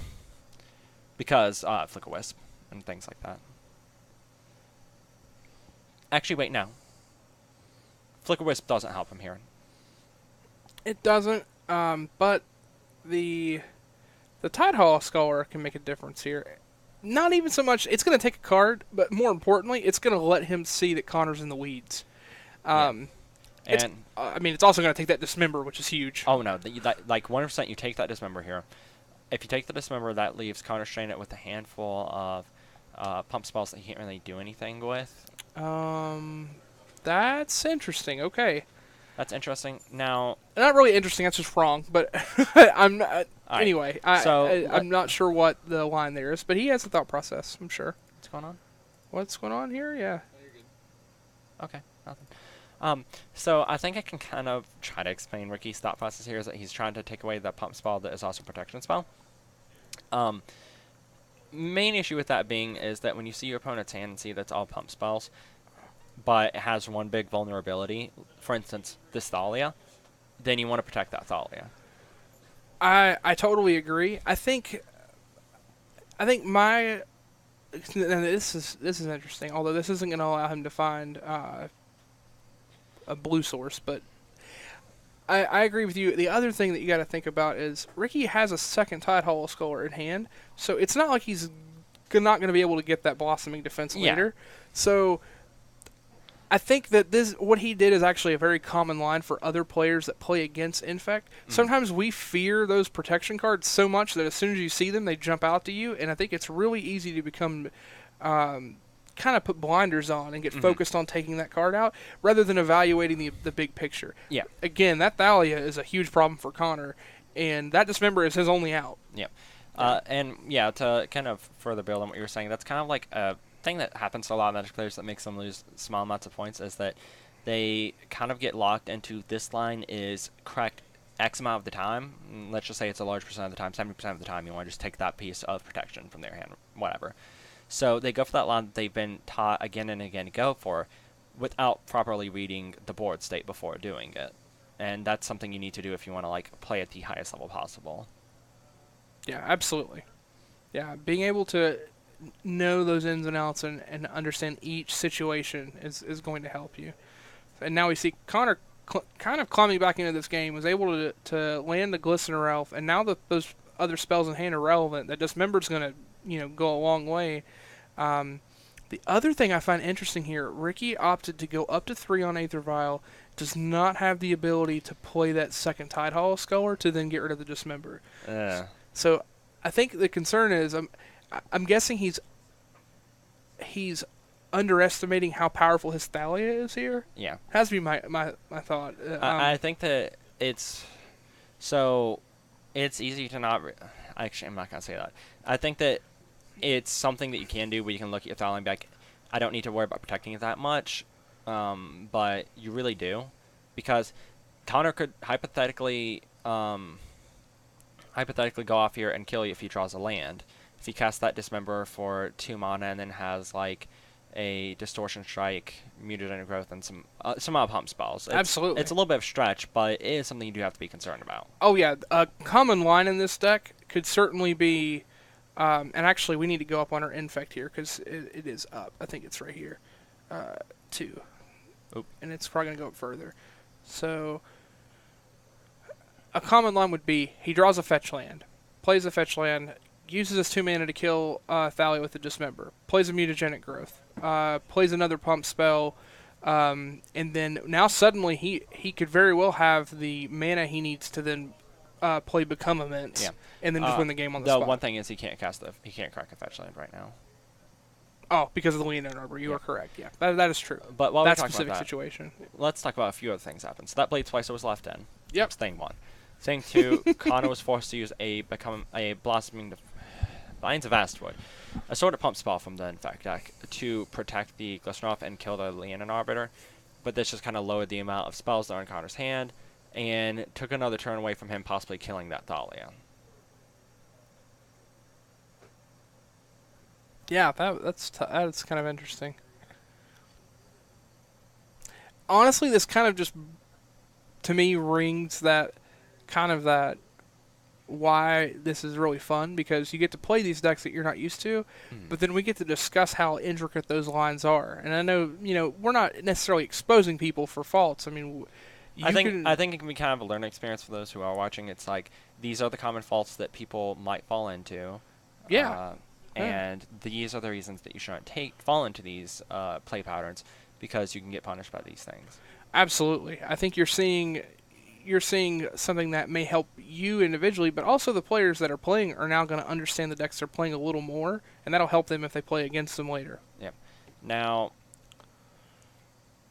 at this point, Ricky not taking this Dismember is perfectly fine, because life total is a low thing for him. But I still think that he should take it. The only there aren't very many conceivable ways he could actually lose this game, but I believe that they all involve killing that Thalia. Agree. I mean, I don't see, because Connor's at 3, I don't think there's a way he can he can't use the Dismember now. Nope. Can no longer use the Dismember, so the Dismember's gone because of that. So his hand's Rancor, which costs 2 mana. Blight. The most he can do here is cast a Rancor and cast a Blight Agent. Or the Might of Old Krosa. And he can't win. Yeah, Yep. Okay, so there it is. Ricky got it. All right. So this mouse. Alright. So let's see here. Now we have... Oh, the rounds are down here now? Yeah, rounds are really low. Weird. Alright. That's not it. That's not. You were in the right place. We'll just ignore that. Ignore that. Oh, did you create a rounds thing? No. Oh, okay. Well, we'll just announce it. Hooray. Whoops. Alright, so what's the next round, Chucky? Who's up Okay, next? so Connor's going to continue again with Infect. Michael is actually up next, and Michael will be piloting, whatever random deck he chooses. So there are 3 choices left, and just in a moment, we'll be able to see what he comes up with. So I'm gonna go ahead and fix a couple of things here. Did that go away? That didn't go away. Why didn't that go away? What am I doing wrong? We'll just leave that infect thing there. It's fine. Can you type in Michael here? Well, no, we'll type all that down in a moment. Anyways, how you doing? How you doing, Chucky? I mean, I'm all right. I wear many hats. So for Thursday, I was a doctor. Friday, I was still a doctor. Okay. But then I was also a mover. Okay. And then I continued that Saturday, and then I became a lumberjack, and I cut down a bunch of trees. Okay, good. Yeah, sun was out, so the guns were out. It was Okay. It was great. Good. I was really sore, still kind of sore. And I'm back in the Roanoke area for just a few weeks while I finish up my last few weeks of work here, and then moving away forever. Just a week and a half. It's unfortunate that happens. That's okay though. You are here to nerf some things with your new hat, though. Yeah, I am. I am nerfing this, and this I can't even say any more about. And sorry for grammar, but pardon my French. This bomb ass Lisa Frank SpongeBob T-shirt. And I can't even. It's just it's pretty bombing T-shirt. yeah. It's pretty amazing. So yeah. Really, just nothing can really describe what's going on. With I that just said shirt. Lisa Frank and bomb ass in the same sentence. If I'm we, a get, I'm a 30-year-old man. if we get 200 viewers tonight, then we can just give it away to one of them. Nope, it's not happening. I've had this shirt for maybe 4 hours. Not even. So no one's getting it. Sorry. I mean, we're also not getting 200 viewers. No, mine. And yes, if I had a porno name, it would be Roncore. Thank you. So Michael's on Hollowed One. Okay. Well, I can't play Hollow One tonight. Thanks, Michael. You got it. Doodles. Bye. Shall I tell you? Tell what? You'll figure it out.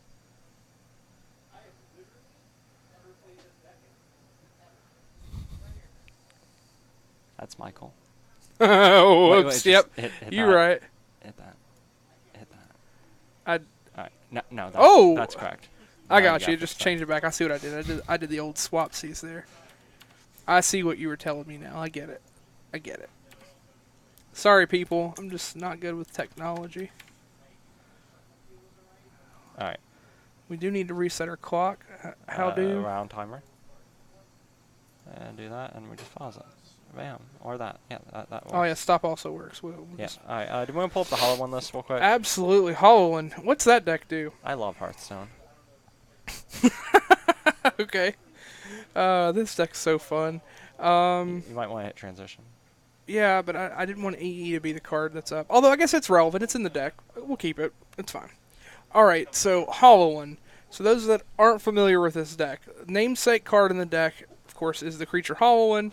It says when Hollow One enters the battlefield or when you cast it, it costs 2 That's colorless mana. That's not even close to how it works. Okay, fine. I'll say it exactly the way it says it. Hollow One costs 2 colorless mana less to cast for each card you've It cycled or doesn't enter the discarded. battlefield and then cost less. I started saying it and I was trying to fix it. Why didn't you let me run with my duct tape prom dress of a sentence? Okay. We skinned the same cat. Okay. Okay. TLDR. Hollow One's cheap if you discard a bunch of shit. Then you have a 1-mana card, which lets you discard a bunch of stuff, as it were.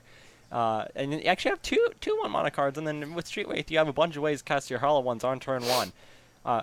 Reason that I call it Hearthstone is a game that's based all around randomness, and boy, does this deck have a lot of random things in it. Yeah, so this is definitely the wheels of fate as they're turning. Yeah, you're welcome. So really though, I think the thing about this deck is that it is blisteringly fast a lot of the time. And then some of the times it doesn't.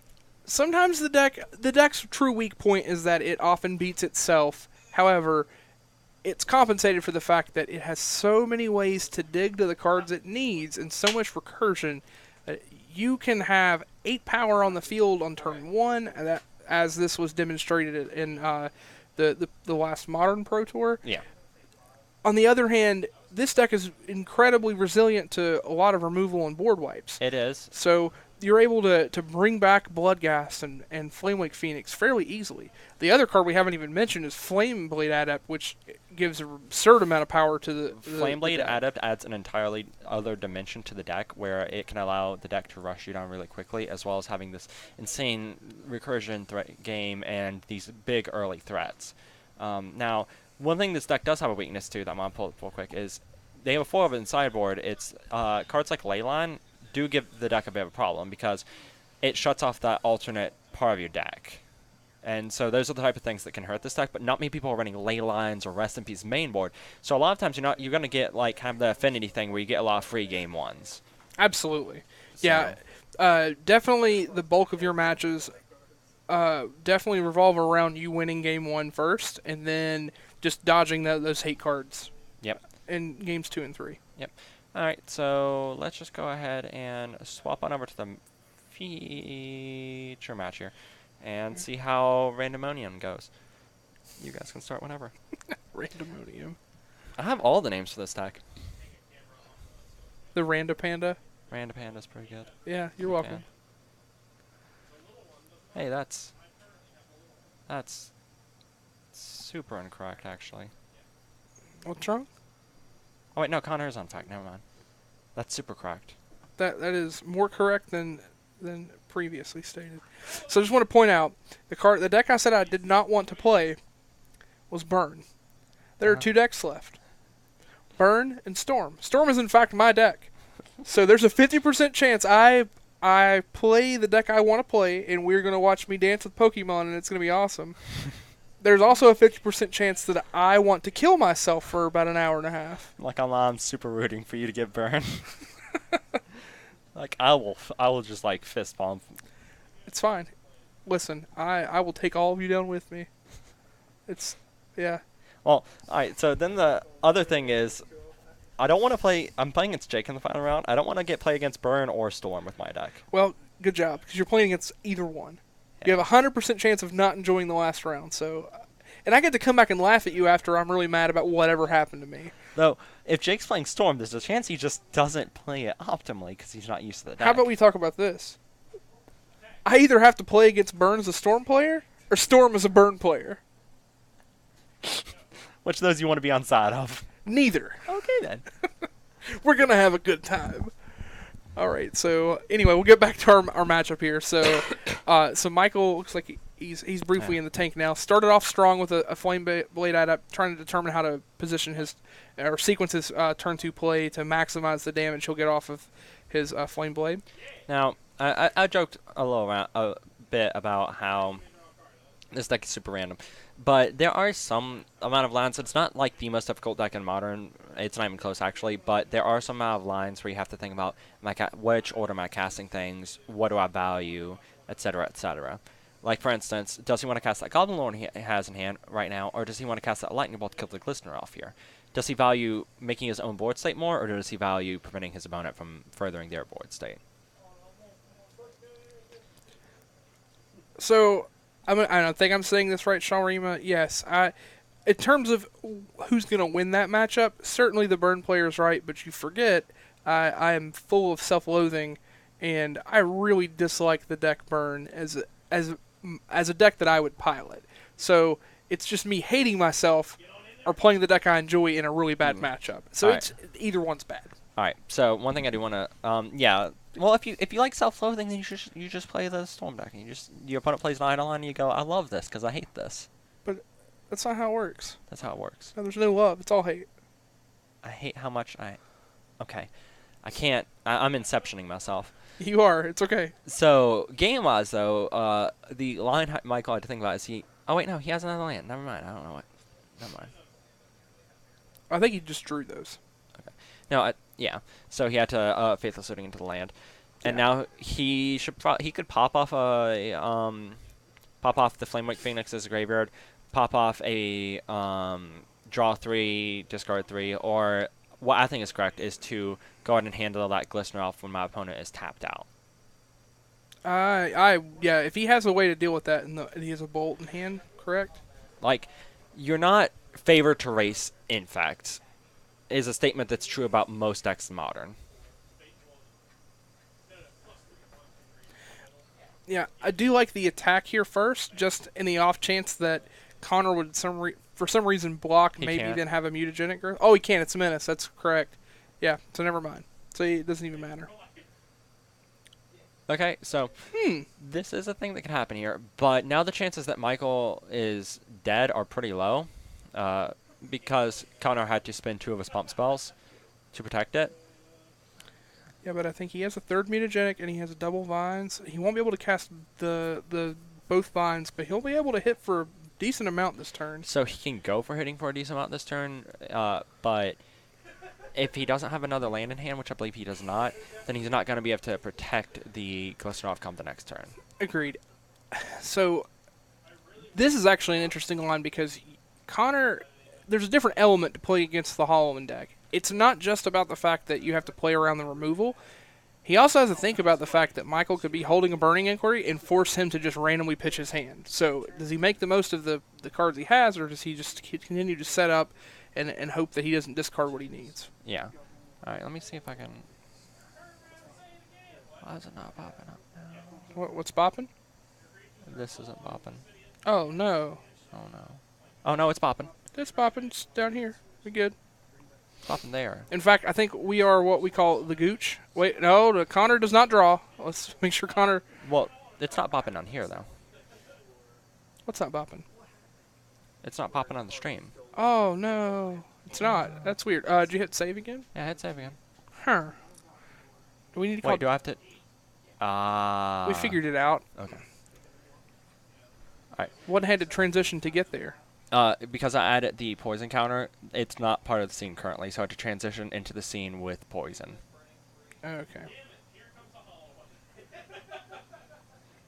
Okay, now I'm a little confused. What about?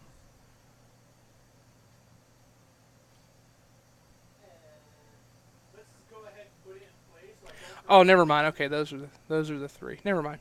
We're good. So Michael started his turn with a Goblin Lure, discarded land, Faithless Looting, Burning Inquiry. Yep. And then managed to get the hollow one. So and he played it. And he's gonna swing for 4. Yeah, he's going to get in there for some damage here. He is doing a decent job of putting down a decent amount of threat here. Now, there's a chance Michael's dead here. We know that... Oh, that might be it. Let's see. 1, no, it's not. Wait, no. 3, no, it's not. Okay, so he would play the he has 2. He'd play the mutagenic growth. That would put him at 5. Yeah, I think he can do it. Okay, so just hear me out. No. Yeah, just hear me out. See. Okay. So he plays mutagenic growth. Okay. Okay. He plays Vines of Aspid for 1. Okay, that doesn't That gain puts him at 4, and he has... No. Oh, no, he doesn't. You're right. He was off No. 1. Nope, you were right. You guys trying to tell me that my math is wrong multiple times tonight? I thought he had 1 more in his graveyard than he did. You were No. right. Listen, I'm not wrong very often, but I'm happy to state when it happens. Intellect is hard. Yeah, counting to 6 is hard. I know, right? I can never play it. And I want to play Storm. Don't worry, I'm playing Storm at GP soon. Oh, that's good. Maybe I should play maybe play Storm in the IQ instead of Control. Maybe. Just show up and Yeah. let's just do that. And I'm gonna do it hungover too, so I'm not gonna count right. I'm like, I think this grape shot's happening for a shit ton. Can I say that? Yeah, sure. Shit ton's technically not a curse word because it's not a real word. Wait, who's conceding? We're gonna have to get a rule on that. I was too distracted. Sorry. Not really good at commentary. I don't know why I'm doing this. Huh? Connor got it. Really? What? Okay, so he cast the Vines Kicked, putting the Ghost up to 5. Cast the Mutagen Growth, putting it up to 7. Swung in, had the Prowess trigger for 8. But that would only put him to 9. He had 2, in fact.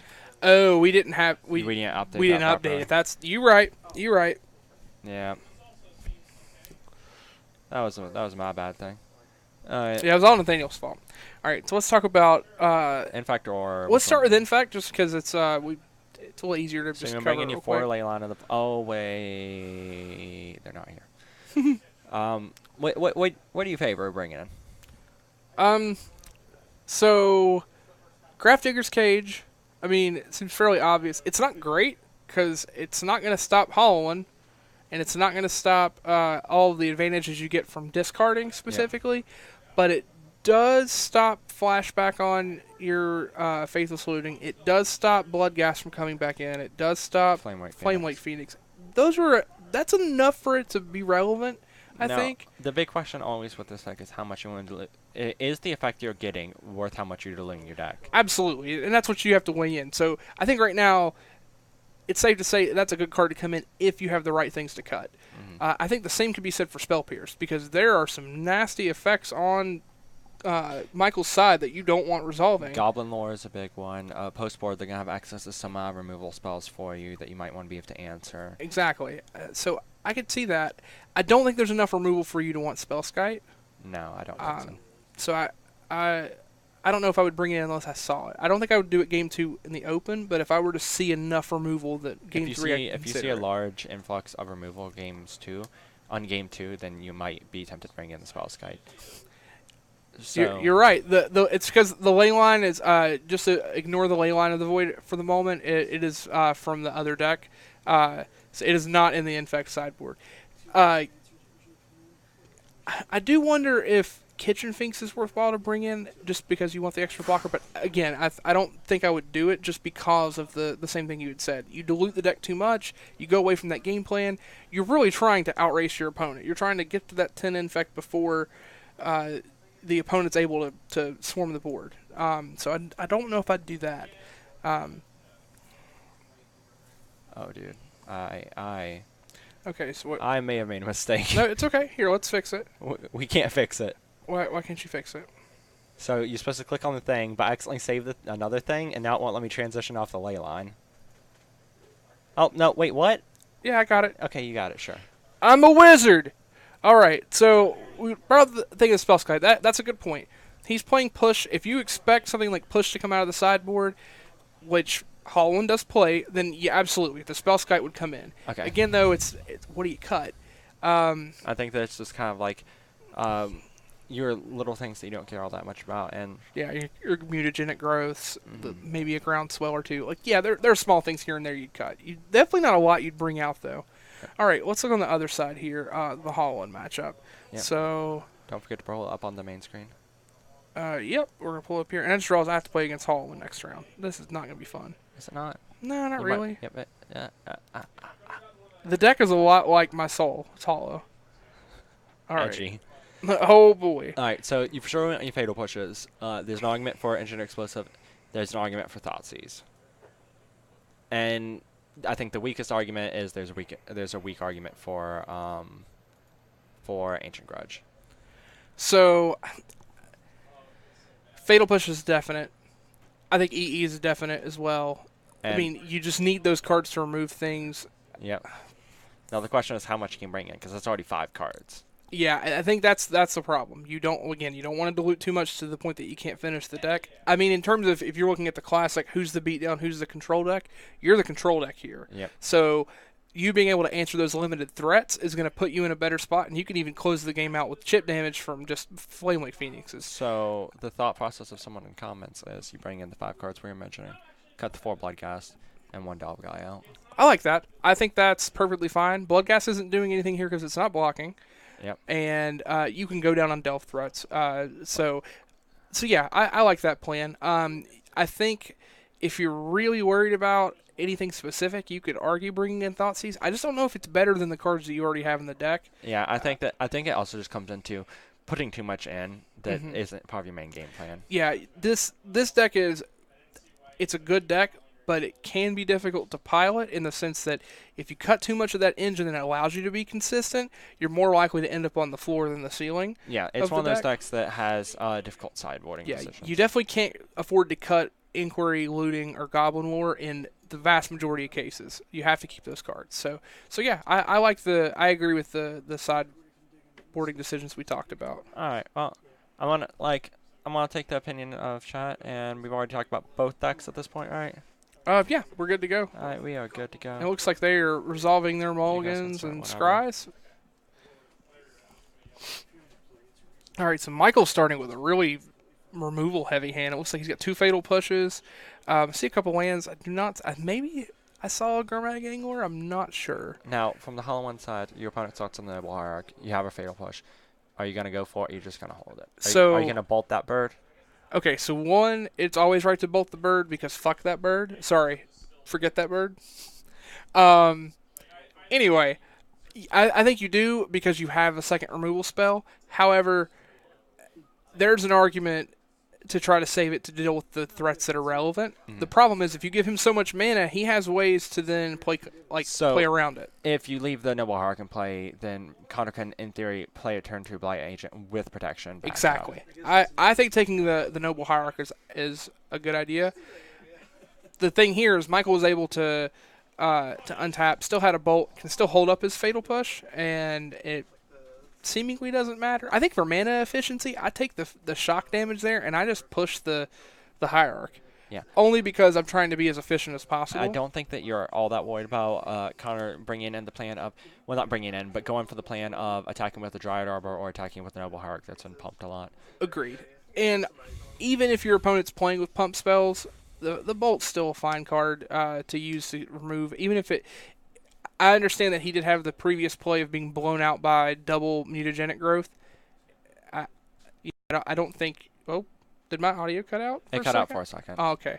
I think that's okay. Now here we saw he used a push. It was protected. So then he's going to have the second push and be able to just go ahead and kill it, and he can do that. It goes back to that same saying I was just talking about, where with that mana efficiency, he would have been able to bolt then push, and it wouldn't have mattered. So I don't know. Then it does free up some more mana for him, but that's, I don't know if those are small edges. Now, one thing is, while the statement your life total doesn't matter in this matchup is mostly true, it's not completely true, and that's one other small thing I see a lot of people think is that they can be completely aggressive with their fetch and shocks, and in this situation, it doesn't matter. But it can matter, is one thing to always consider, because your opponent can just use a fetch and get a Dryad Arbor and use those pump spells that have been wasting away in their hand to kill you. Yeah, you've clearly never had your pants down in the shower unless you were playing Prison with an Ensnaring Bridge and you died to an overly pumped Noble Hierarch.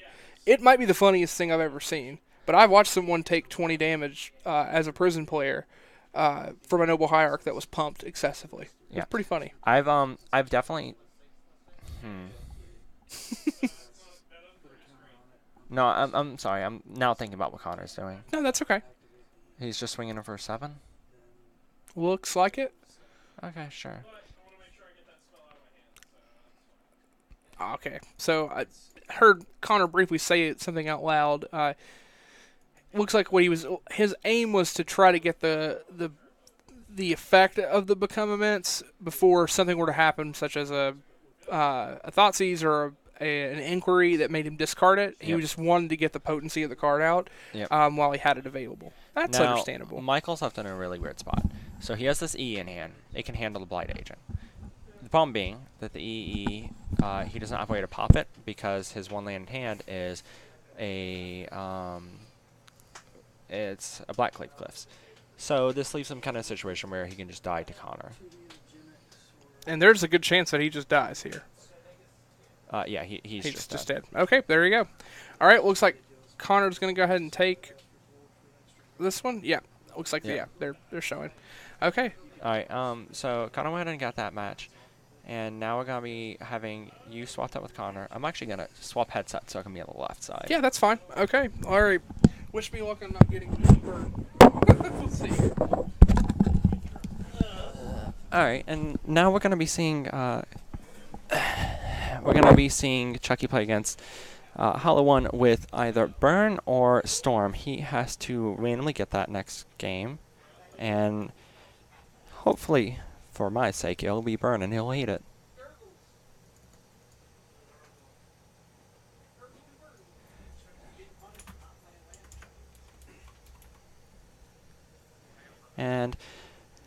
So far, it's been kind of interesting to see everyone getting little random decks that they may not have the most experience with. Watching Hollow One versus Infect is it's a matchup, I guess. It's kind of got some RNG elements going on. And that time we just kind of saw the non-Infect deck get ran over. And that's going to be Michael versus... Hello again. Hello again. Hi again. Looks like your matchup against Hollow One went decently well. Much better. I think that's actually the first one I've had on stream for a couple weeks. Well, it's good that you got that win, and it's good that you got it against Hollow One. Yeah. So I think Ricky played well. yeah, I think That Displacer, I didn't realize how good Displacer was against Infect. oh, until it Displacer happened. is real good against Infect. Yeah.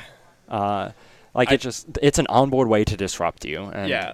So before we had started, Corey did mention to me that the sideboard was not quite optimize. optimized. Okay. There was one card that was absent that wasn't mentioned, which was the Shaper Sanctuary. I think the green 1-drop enchantment. The Exelon card that just gives you all that insane amounts of one card mana damage. enchantment that's like you draw a card if people touch your stuff. And Yeah. It's just like Yeah, that card would have if helped I out had a lot. that here. in that matchup, that would have went way different. Yeah, because every time they go to activate that Displacer or cast a removal spell, you're just drawing more cards, and Yeah. they're eventually going to run out of resources. So Judging by the red sleeves, I just sat down. I assume he picked up the burn deck. no, that's oh wait, no, Michael. that's Hollow One. Okay. Yeah. Oh, we get to see it now. So Chucky was saying how he really does not want to get burned. I don't think any of us do. I actually wouldn't have minded it, but well, it was gonna happen to someone. Well, Jake's gonna have fun. Burn is not a bad deck. No, it's Like, not. I think just because like the archetype has literally existed forever. Yeah, Like I'm not people gonna. aren't excited for it, woohoo! But like it's a deck that exists and people need to respect it. Not gonna lie, I was kind of hoping to get Burn or Infect tonight because I want to play something different. Yeah. What was your? I wasn't here for this, but what was your mental thought when When I got when you the, flipped Jeskai? I was just like, this is kind of unfair. And then, and then you got the draw or you won the die roll. yeah, and I saw the silver sleeves, so I knew what deck he was playing. I was like, this is really unfair. That is unfortunate.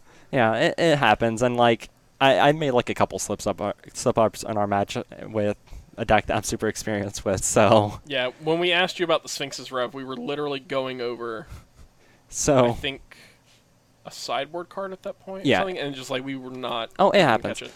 yeah, that was like a weird one because like I could have activated the search for his content response, but I decided since he wasn't doing anything, just use that mana to draw an additional card off the Sphinx's Rev. Sure. We did have a good laugh when you burned that one Sphinx's Rev for 1. That was a real desperation, Sphinx's Felt Rev. the desperation across the basement. I was like, I can wait, but I don't. I think that I just need to do this here and hope I hit a land and can set up Elspeth in a couple turns, and I just drew another 3-drop. I was like, got Yeah. punished. So we didn't actually know you had the Elspeth in deck until. Because the deck list we had was just a stock one. Oh, and it didn't have the and Elspeth. it had, like, some of the one-ofs were mixed up. Okay. Yeah, no, the Elspeth was in there, and that card did a lot of work that game. Yes. So, We were bringing up the point, though, where Elspeth's Minus didn't actually kill Ricky's creatures on board for the longest time, because they were all 3-power. yeah. I was just kind of, when I threw it down there, I was like, I'm going to play her defensively and then try to just build towards that ult, and that's what she did. Yep. You did well. So, No one's lost both their matches tonight, right? I don't think up to this point anyone has. Everyone's won just one. Ricky beat you, you beat Michael, and You beat Chucky. I beat Chucky.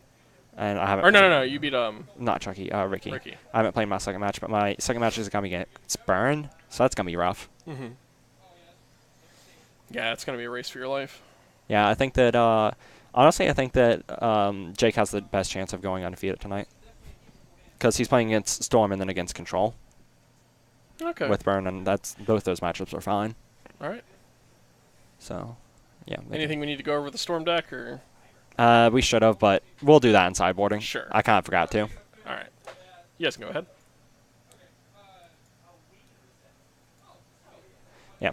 So, forgot to go over the deck, but, like, at this point, it's a mainstay of Modern. You're trying to cast large amount of spells, then go for Gifts Ungiven, Pass and Flames, whatever your way of getting towards that lethal grape shot, or a large amount of Empty the Warren's tokens if you're on the main board empty plan. And it's kind of just a goldfish deck, honestly. Yeah, we've had it on stream a couple times. We've done Modern. Yeah, it's a lot of people in the a lot of people in our group enjoy playing that deck and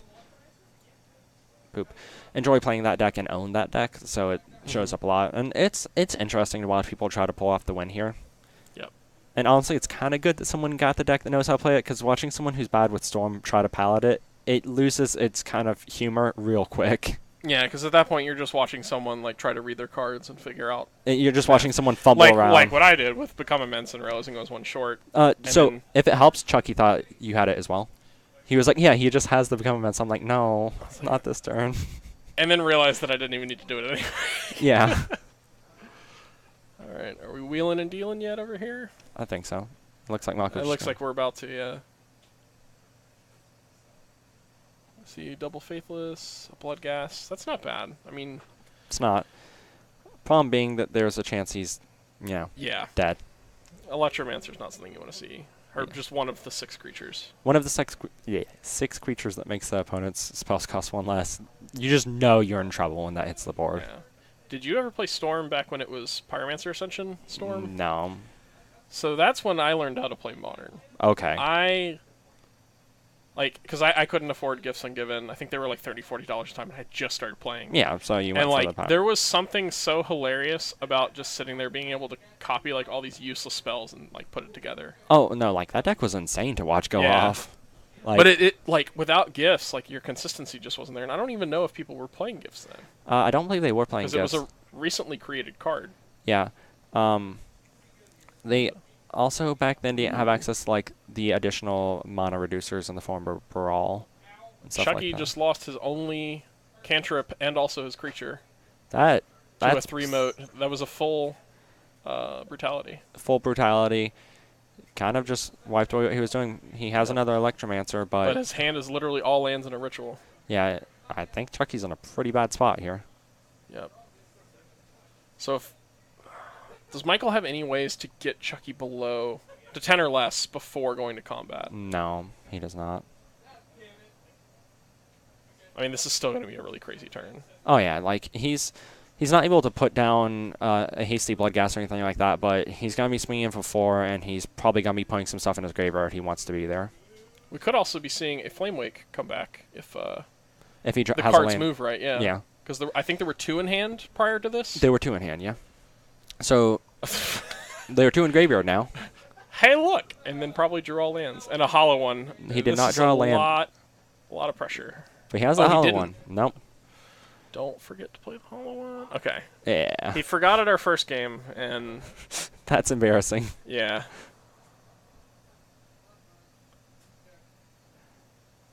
All right, so I think that Another Flame Wake. Faithless? yeah, Yes. just Faithless soon. If he hits a mountain here, he can bring back a Flame Wake Phoenix and a Bloodcast. Mm-hmm. But yep, and he Land did. and a... Yeah. Now, do you bring back just one, or do you go for another Goblin Lord to push more damage through? Because he's at 10, so he's getting haste for his Bloodghast. So if he casts the other Goblin Lore, then that goes up to +5 on the. So he doesn't have lethal, but he forces the block if he casts the Goblin Lore. Does he force the block if he casts the other thing? I mean, he puts him to do if he forces the block Yeah. with a Goblin Lore. Because he'll have to block the hollow one. Mm-hmm.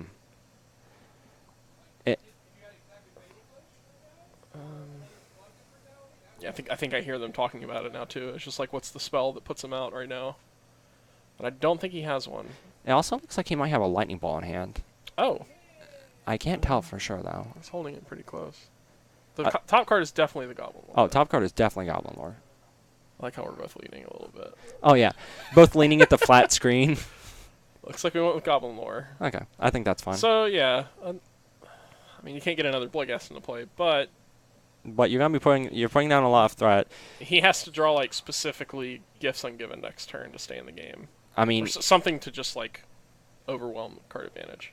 Yeah, big issue being though that he's going to lose that his mono reducer here. Not even looking at the cards he kept, because He should probably look at should those before probably he look at pass. those, yeah. Okay. Street Wraith. He could have Street Wraithed. Yep. There's a theoretical chance he had the win there if he Street Wraith into other Street Wraith. Okay. So I hope he does what I do. I just like I'll play my spells and then scoop. But I think that's what's happening he's gonna right hold now. himself. Yep. Easy money from his side. Yep.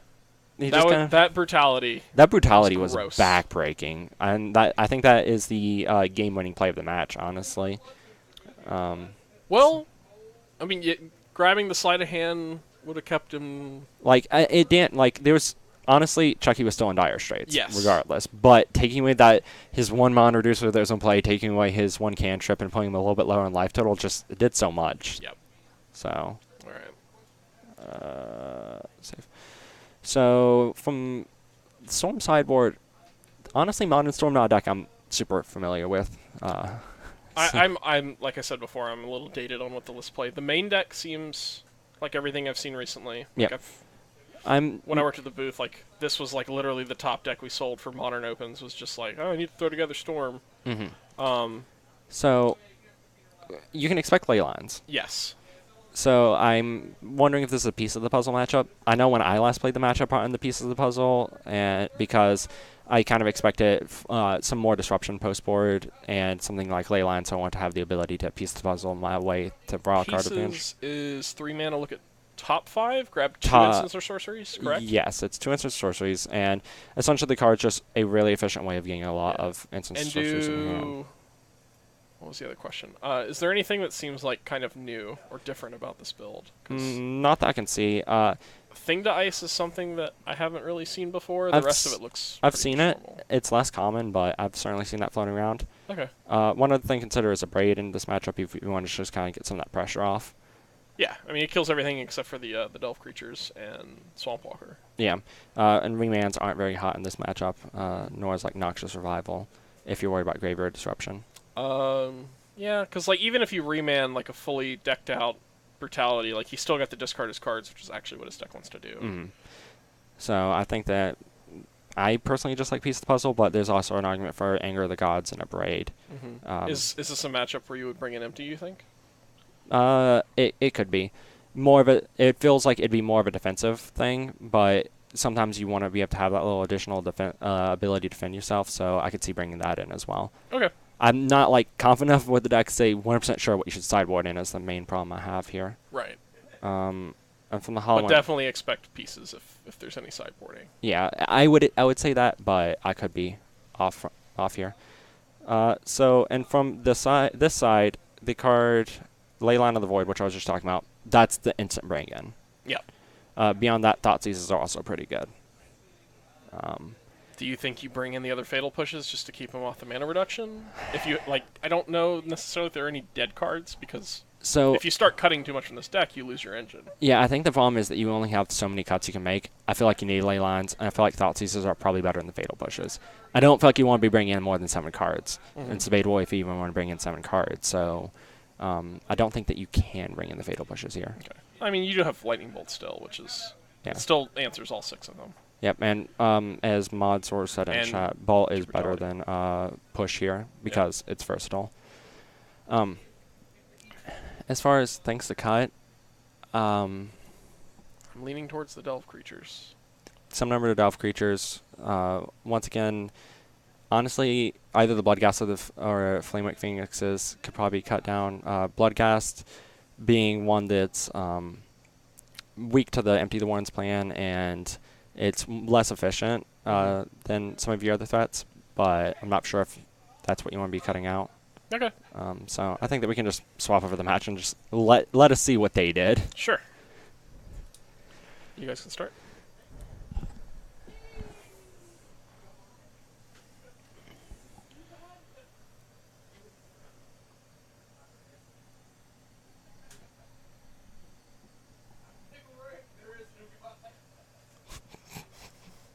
I'm just trying to catch up on chat. There's a A lot.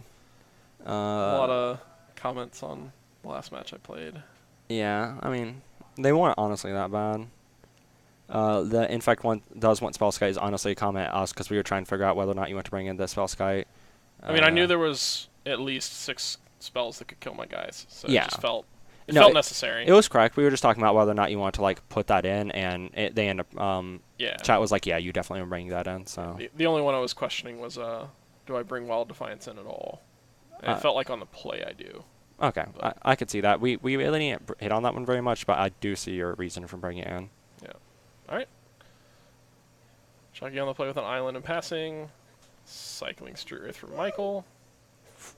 Found his land. And it pass. looks like Michael's hand's pretty weak here from what I can tell. Like, it looks like he has a couple Goblin Lores, a Flamewreck Phoenix. Yeah, not a lot going on his side. Meanwhile, Chucky has the turn 2 Brawl. Yep. And this one doesn't die to Brutality like the last one did. Yeah. So, Michael hoping to find a way to remove that before Chucky is taps. very proud of the shirt he bought, Gil. I will try to remember to take a picture of it for you It's when we wrap up. it's quite strong. It goes better when you see the hat he's wearing with it. Oh yeah, no, the combo is on point.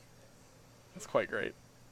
Now, one magic thing to note is that Burning Inquiry can be really, really bad in this Really matchup. disruptive, yeah. Because if you put like Path and Flames and some spells in their graveyard, it's gonna feel real bad. Yeah. But if you like nail all the cantrips and Yeah. the gifts ungiven, you're in the clear.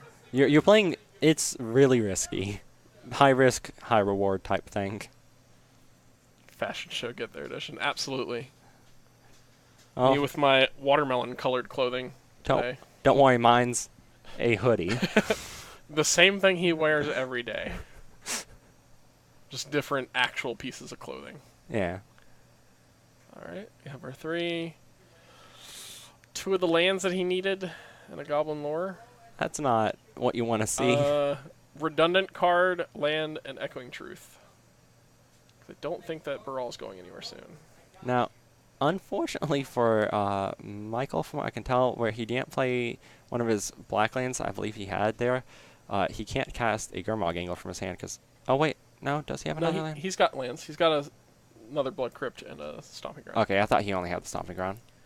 I believe at least 2 of the cards he drew were lands. Okay. So it's pretty good odds he was going to keep one. Yeah.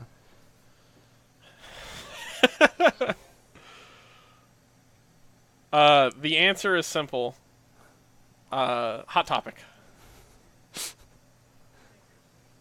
Yeah, basically Hot Topic. He kind of... Fat kids exist. Hey, I'm fat.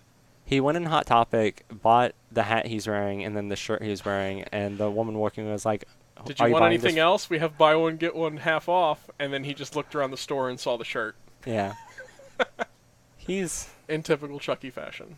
Chucky makes some decisions that turn out So- being great. Unless Chucky... He has a gift ungiven, so it's very likely he's going to do that in step and attempt to go off next turn. And it looks like, though, from his hand, he's going to have to gift for a way to make red mana.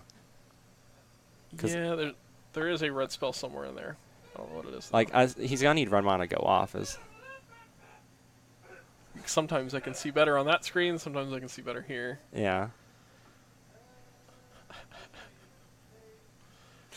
Wait, were you talking about Nathaniel wearing kids' attire or Chucky?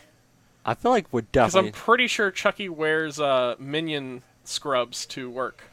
Probably. With what, Crocs? Is that what they're called? Yeah. The rubber shoes? I hate Crocs so much. You're not alone. I hate that I know someone that wears Crocs. I remember wearing Birkenstocks, the leather versions of Crocs. Those were not that bad. I saw this like little sculpture that someone made that was like the size of a small child. There was a Croc with another Croc inside of it, and then 2 Crocs for hands. So it was like a little mini Croc human, and This it was is terrifying. terrifying. Please don't give me that image ever again. I'll- It's bad I'll try enough I'm not to. afraid of like small child-sized dolls, like Chucky. Not Chucky on screen. No, but- like Chucky the killer doll. yeah. I mean, I think that's a common Traumatizing fear. story. Yeah. All right. Let's see if he's got it. Michael does not seem Stoked. doubtful.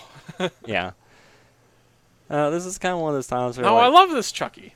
We were up till 2 a.m. singing Paramore and other random songs. That is A a rock common band. occurrence with the Chucky. That was great. I want to do it again. Yeah. There might be one more chance before.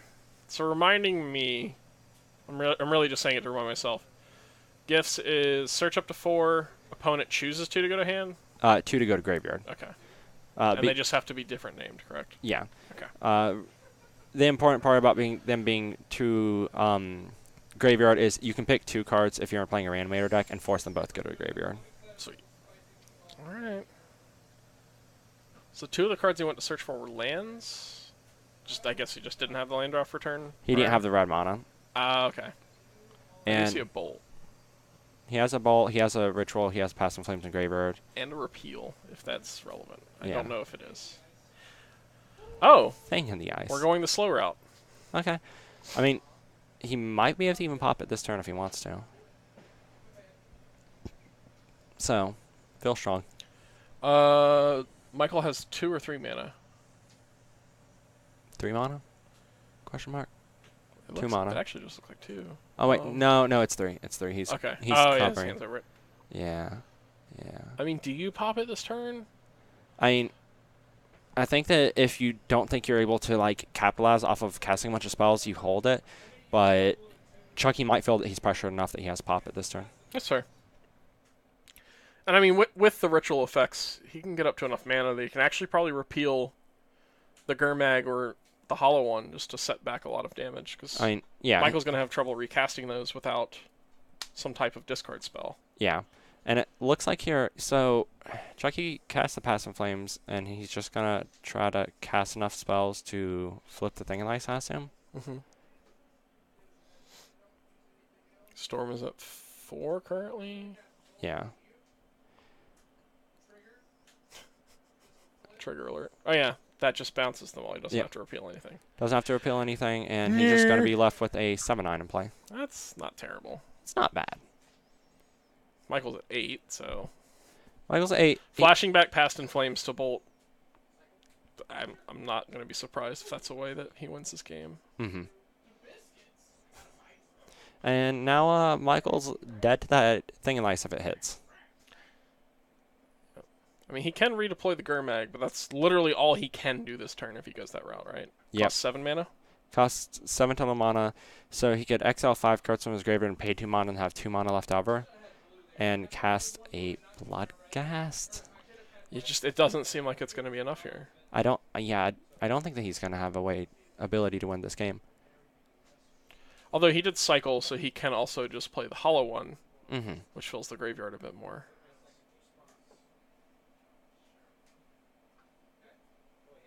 Oh, he's playing it second main, so it can chomp. Sure. If you're at, which I mean he is at that point, all of his things are just playing one threat. He doesn't really have another option at this moment. Yeah, he's just deploying his biggest threat to act as a chump blocker, but now it's gonna get repealed and then he's dead. Yep.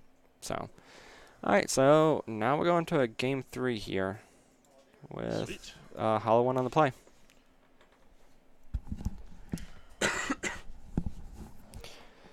So are there any other decks you would have liked to see in our pool for tonight?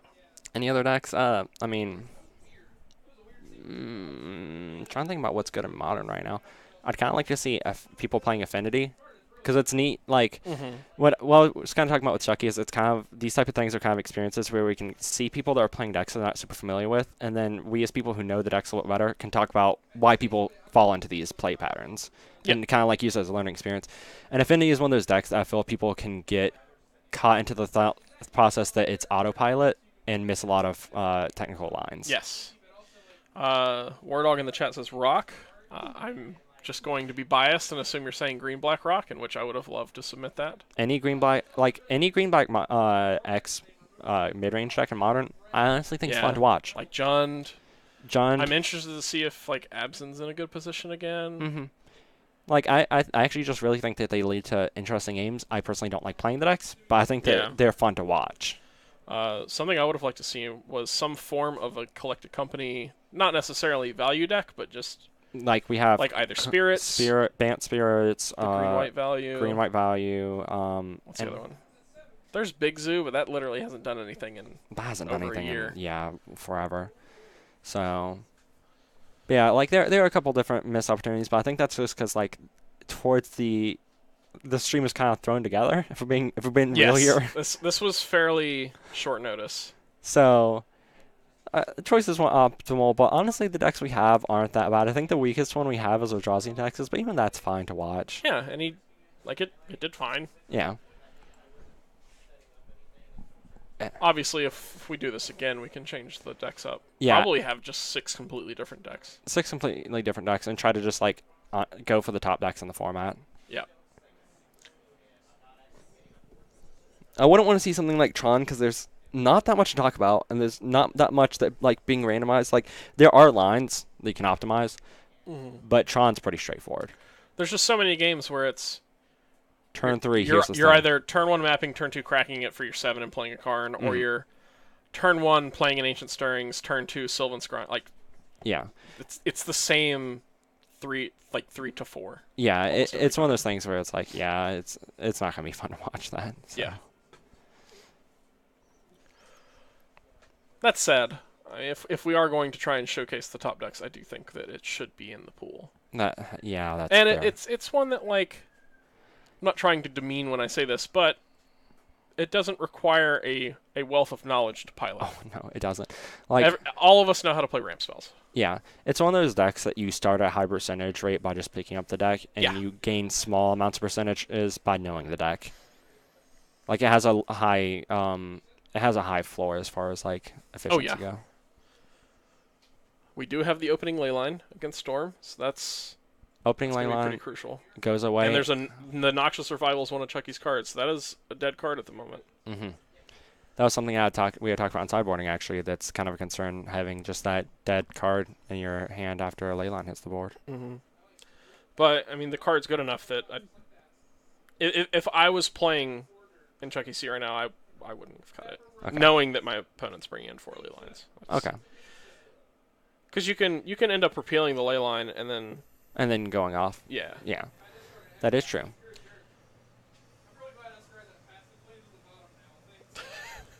Chucky saying that he's really happy that he scryed a Past in Flames at the bottom. Yeah, certainly something to be stoked about when your opponent has a ley line in play. So now we get to find out if he brought in Empty the Warrens. Mm-hmm. Now, Chucky has access. I mean, Michael has access to 2 1-drop draw discard spells in his hand, and I think he's trying to just figure out which order he wants to do them in. Mm-hmm. Burning Inquiry. All right, so this could be pretty relevant. Let's see what Chucky loses and Michael gains. Yeah, Chucky can lose pretty big here. Seeing as the cards are exiled, he's not getting back what he discards. Yep. The only pulling from exile cards for yourself in the format are Loaming Shaman and Pull from Eternity, I believe? Rift Sweeper is legal in the format. Yeah, there is Rift Sweeper. Well, I guess it died doing something beneficial. Now, Michael discarded the 2 lands he had in hand. If he didn't draw another land, he's gonna... Okay, he did. Okay. Oh, Chucky did pick up, I think, 2 Gifts Ungiven. He also drew another Burning Inquiry. Oh, please just do it. Please. So the problem is that he's one. By the way, he needs to do the free hollow one first. Yeah, he has to play the land and the hollow one, and so he's just gonna draw. He's just gonna mill 3. Yep. Here we go. The madman. Getting in there. This is how Chucky loses with Storm. All right, so he's gonna get hit for 7 on turn 2, and he's gonna have to exile 3 random cards from the top. All right.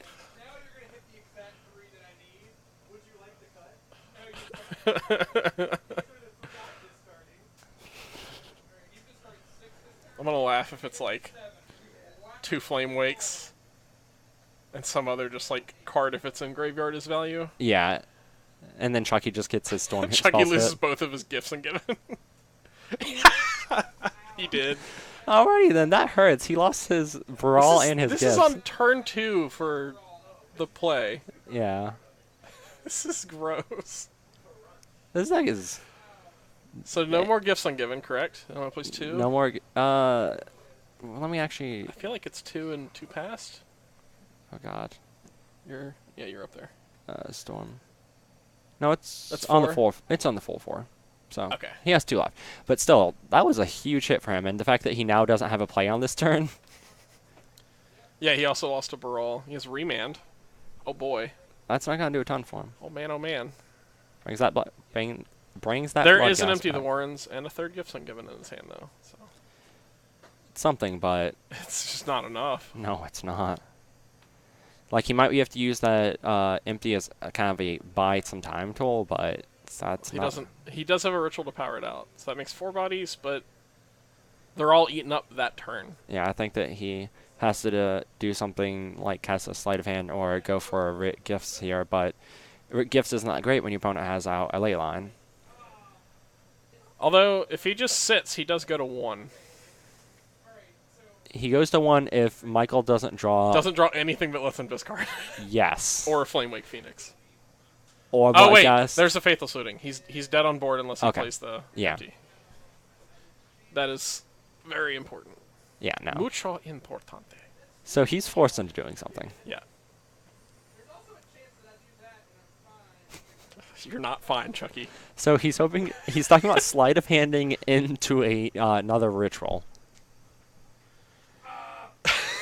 No, I don't think you do. No, you don't. This is also assuming that he still has a way to win the game after burning that Yeah, like empty.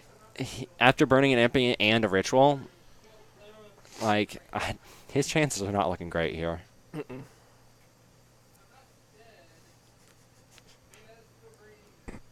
I'm gonna need you to make a play, Chucky. All right, We're so going with the safety net. yeah, I'm gonna make 4 goblins and hope that I live.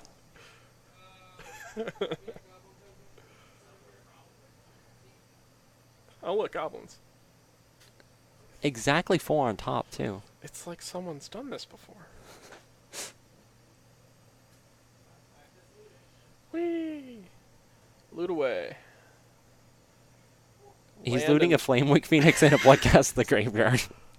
And then keeping a land, right? Yeah, so he just plays that land, brings Oh, back but it's Bloodghast. tapped. It- Oh. No, but he's at less than 10. Spin the hollow one. So he's currently swinging in for 9 damage, and Chucky's gonna He does clean up the board, though. he cleans up the board unless Michael draws a land. Well, no. There's 2 Flamewake Phoenixes coming back, isn't there? Oh shoot, yeah. I thought there was only 1. I think there's 2. No, I think you're correct. There's 1. No, it is only 1. Okay then.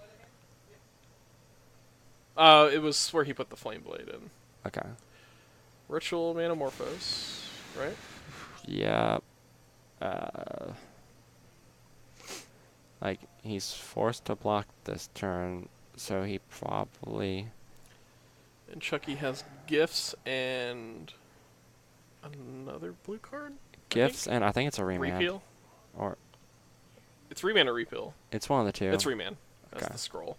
That's not very It's not good for enough. him. Not good enough. If it was Repeal, that wouldn't be that bad. Looks like Michael doesn't have a land here.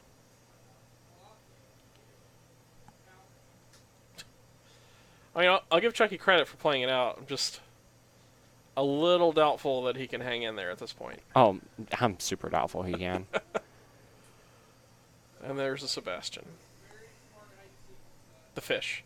Ah, He's not here, no. No, he was commenting the other night, and then someone played Gurmag, and he's just like, "Oh look, it's me on." I think it was you. You were playing. oh yeah. I need to go back and Black. I need to go back and watch that actually. Yeah, I just remember like hearing. I was looking at my phone. I just hear Sebastian like, "Oh look, it's me," and I look up. There's just a Gurmag on board, nothing else. I was like, That's "Oh, solid. I see what you did there, but fish boy.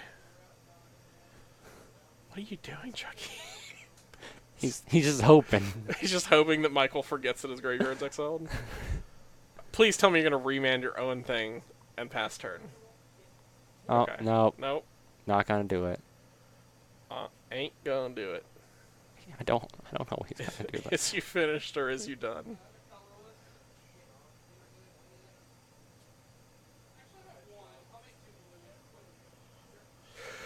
Okay. Dead to the fire, right? All right. So the line I'm expecting is for him to gift for lightning bolt.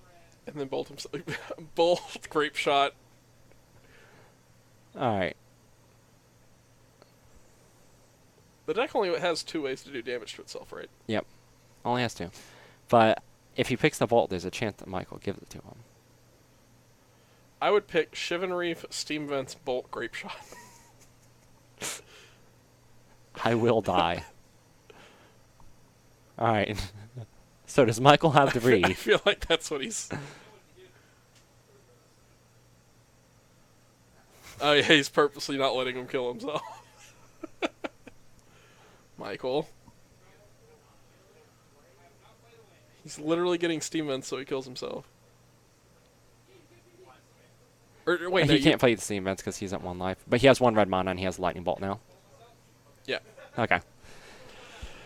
We saw the line. All right. So now it's gonna be Chucky versus Jake on Burn. Neato.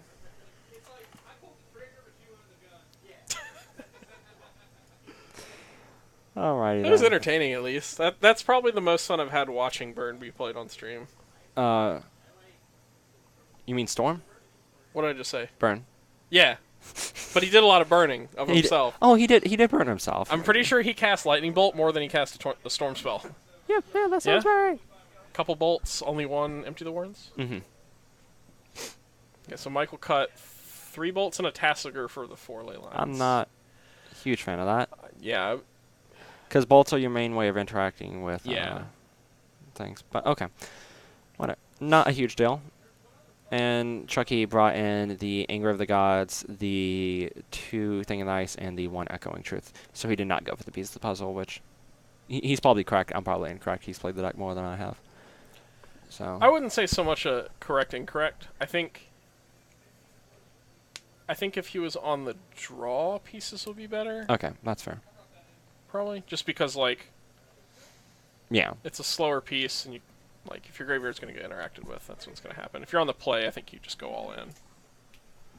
All right. Now, Good job. hopefully, Jake. I didn't misplay 100% of the time. was the birding crew of no hand hot? Yes. Thank you. We were a huge fan of that burning inquiry. I also was, and so was Chucky. Was the Do, not do, do. playing the hollow one in game 1 hot? No. All right. Now, Jake's taking his time. Shirt. I can't look at that shirt. That shirt's great. Start laughing. It's great, but I can't look at it and take him seriously. That's fair. Old Jakey.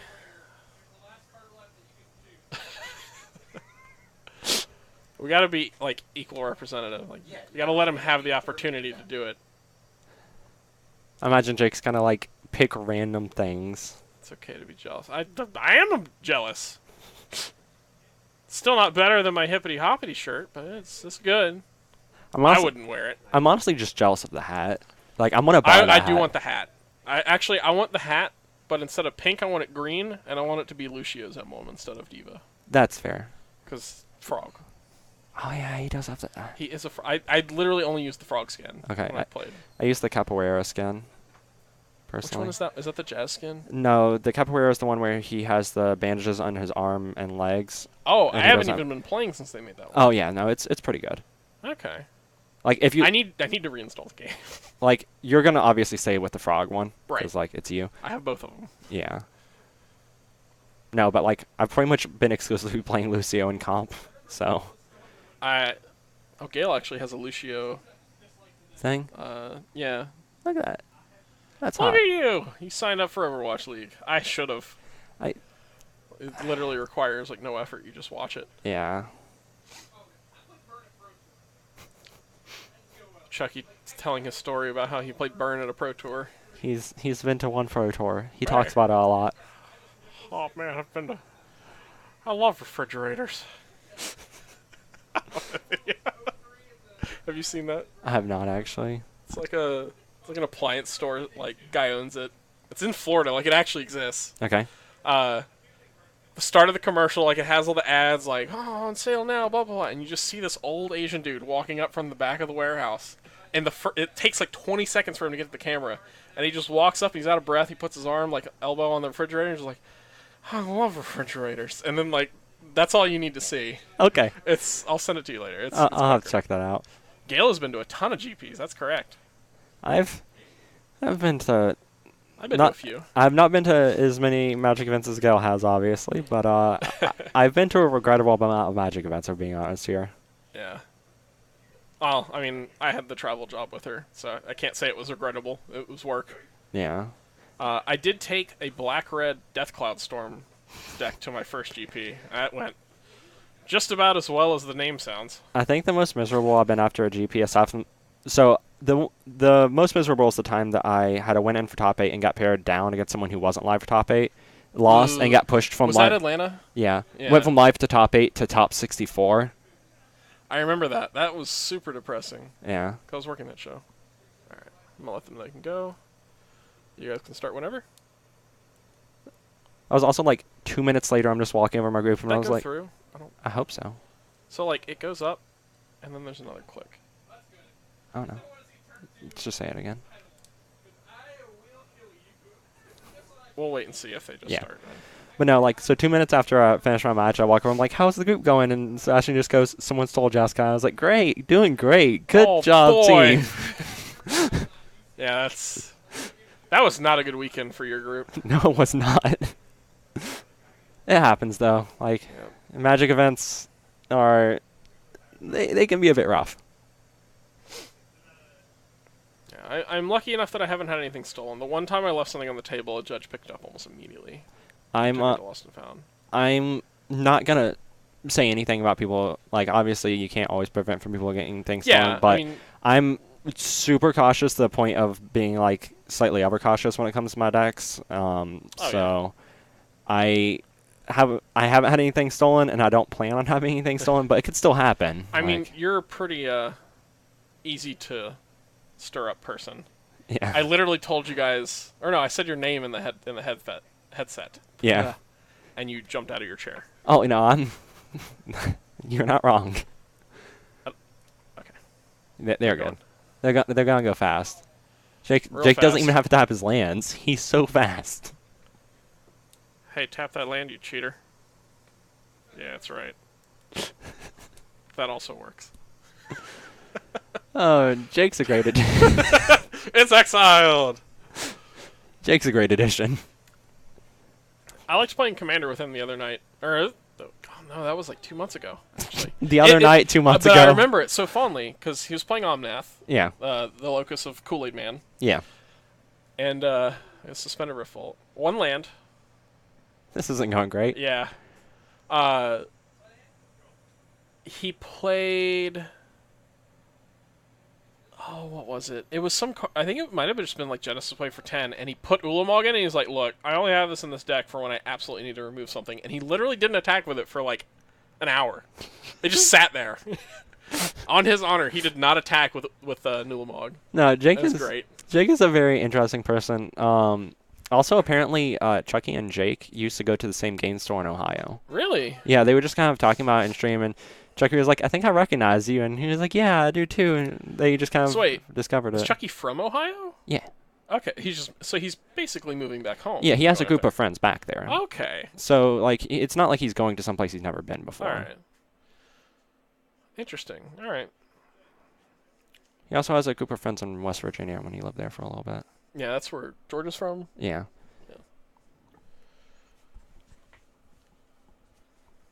All right, a little bit of stalling on the Storm player side of the board. He's like, can I do something? Nope. Oh, should I play my thing that dies to Lightning Bolt?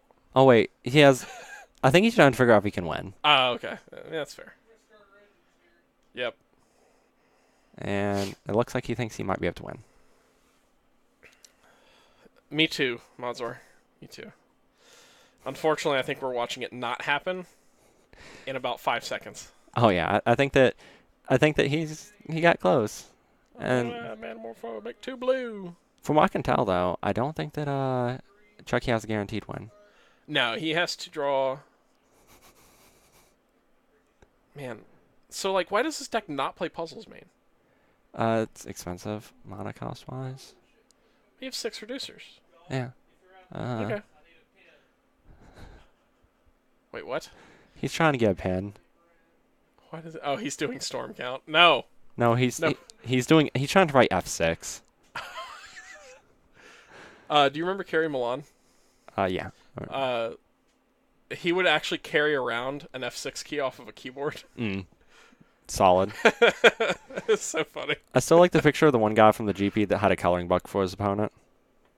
Oh, yeah, I heard about that. I think that was on Reddit. Yeah, it was on the front page of Reddit for a short little bit. Gotcha. I don't Reddit as much as I used to. So I always just kind of keep Reddit open in case like WotC makes any announcements when I'm Well, at yeah. work, but I mean, for job's sake, it's relevant. but like honestly, it's kind of awful. That's it. Yeah. So the funny thing for me is, oh, That's it. I guess we didn't find it. Sure didn't. All right, Bolt Baral, and then we get to see land pass for 5 minutes. It looks like Jake's entire hand is 2 drops. Not even another Rift Bolt? Nope. Oh. Well, a land will end this shenanigans pretty quickly, I guess. Oh, here we go. So, like, this is that situation where I was talking about, where I played Pyromancer Ascension. Mm-hmm. Chucky would have already had it active by now. Yeah. And, like, Manamorphose turns into generate 4 mana, draw 2. Mm-hmm. And it was just so disgusting. I actually fondly... Oh, God. That being said, This Chucky looks should have the kinda- win. Yeah, this looks kind of final. He has an active Pass and Flames. He has a bunch of rich rolls. He's going to be able to give some given for whatever he wants. And, yeah. This is how the deck wins. Yay. Yeah. That's a good point, mods. So, that's mostly true. Like, the MTG Reddit isn't so much political as it is just not great. Off-putting. Off-putting, yeah. It's a lot of that like loud minority of like players who are kind of really obnoxious. Band 8 9th edition. Like that kind of stuff. That kind of stuff, Okay. yeah. Then maybe it's a good thing I don't have Reddit installed on my phone. Yeah. Because that's the part that kind of makes me laugh, is that I really stopped looking at Reddit once I got a phone. I mean, I I had really no reason to.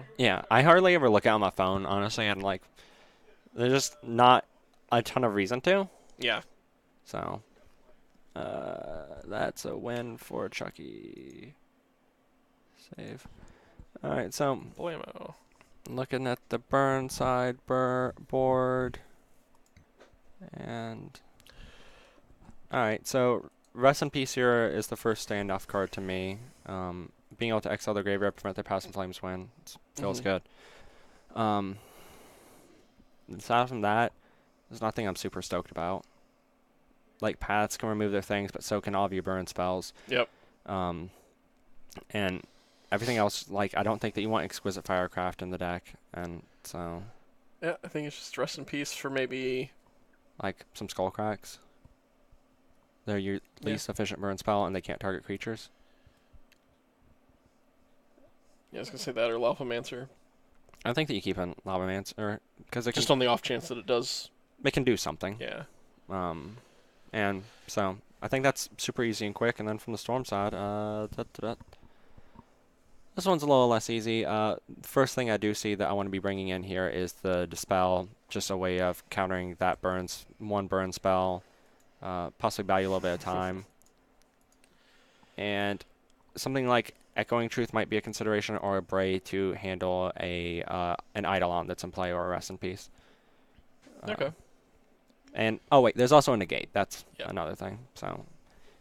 So, because again, I'm not as familiar with like more modern as in current Storm, but is there a weakest card that you start cutting as far as one of the 4-ofs? Any of the cantrips or anything?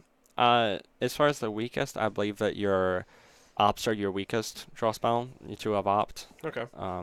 Which is why it's the 2-of. Repeal is another card that's pretty easy to cut. I go to Noxious Survival a lot more than I should, though I am going to say in this matchup there is more consideration for it because it costs you life. I think Repeal's actually worth keeping this matchup to get an Eidolon off Oh, your Storm turn. No, I Yeah. think it is. Okay. That was just more of like a generalized, this card can be Right. cut in a lot of matchups. But cards like Remand are weak in some matchups because they just don't do enough against really efficient decks. Okay. And they can enable you to win the game quicker, but sometimes you just want to have more disruption for what they're doing. So I could see cutting down on like the Natural Survival and the Ops for some map counter spells in this matchup. And then maybe like an Echoing Truth or something. All right. And I think that's about it. So can transition back and let them know they're good whenever. He's got his burn card in front of him. Yeah. You guys are good whenever? I missed the timer start, but like, if we're being I real, it think does we're not fine. matter. The one that came the closest to being relevant was yours and Ricky's. Oh yeah, like that match can go super long. Yep.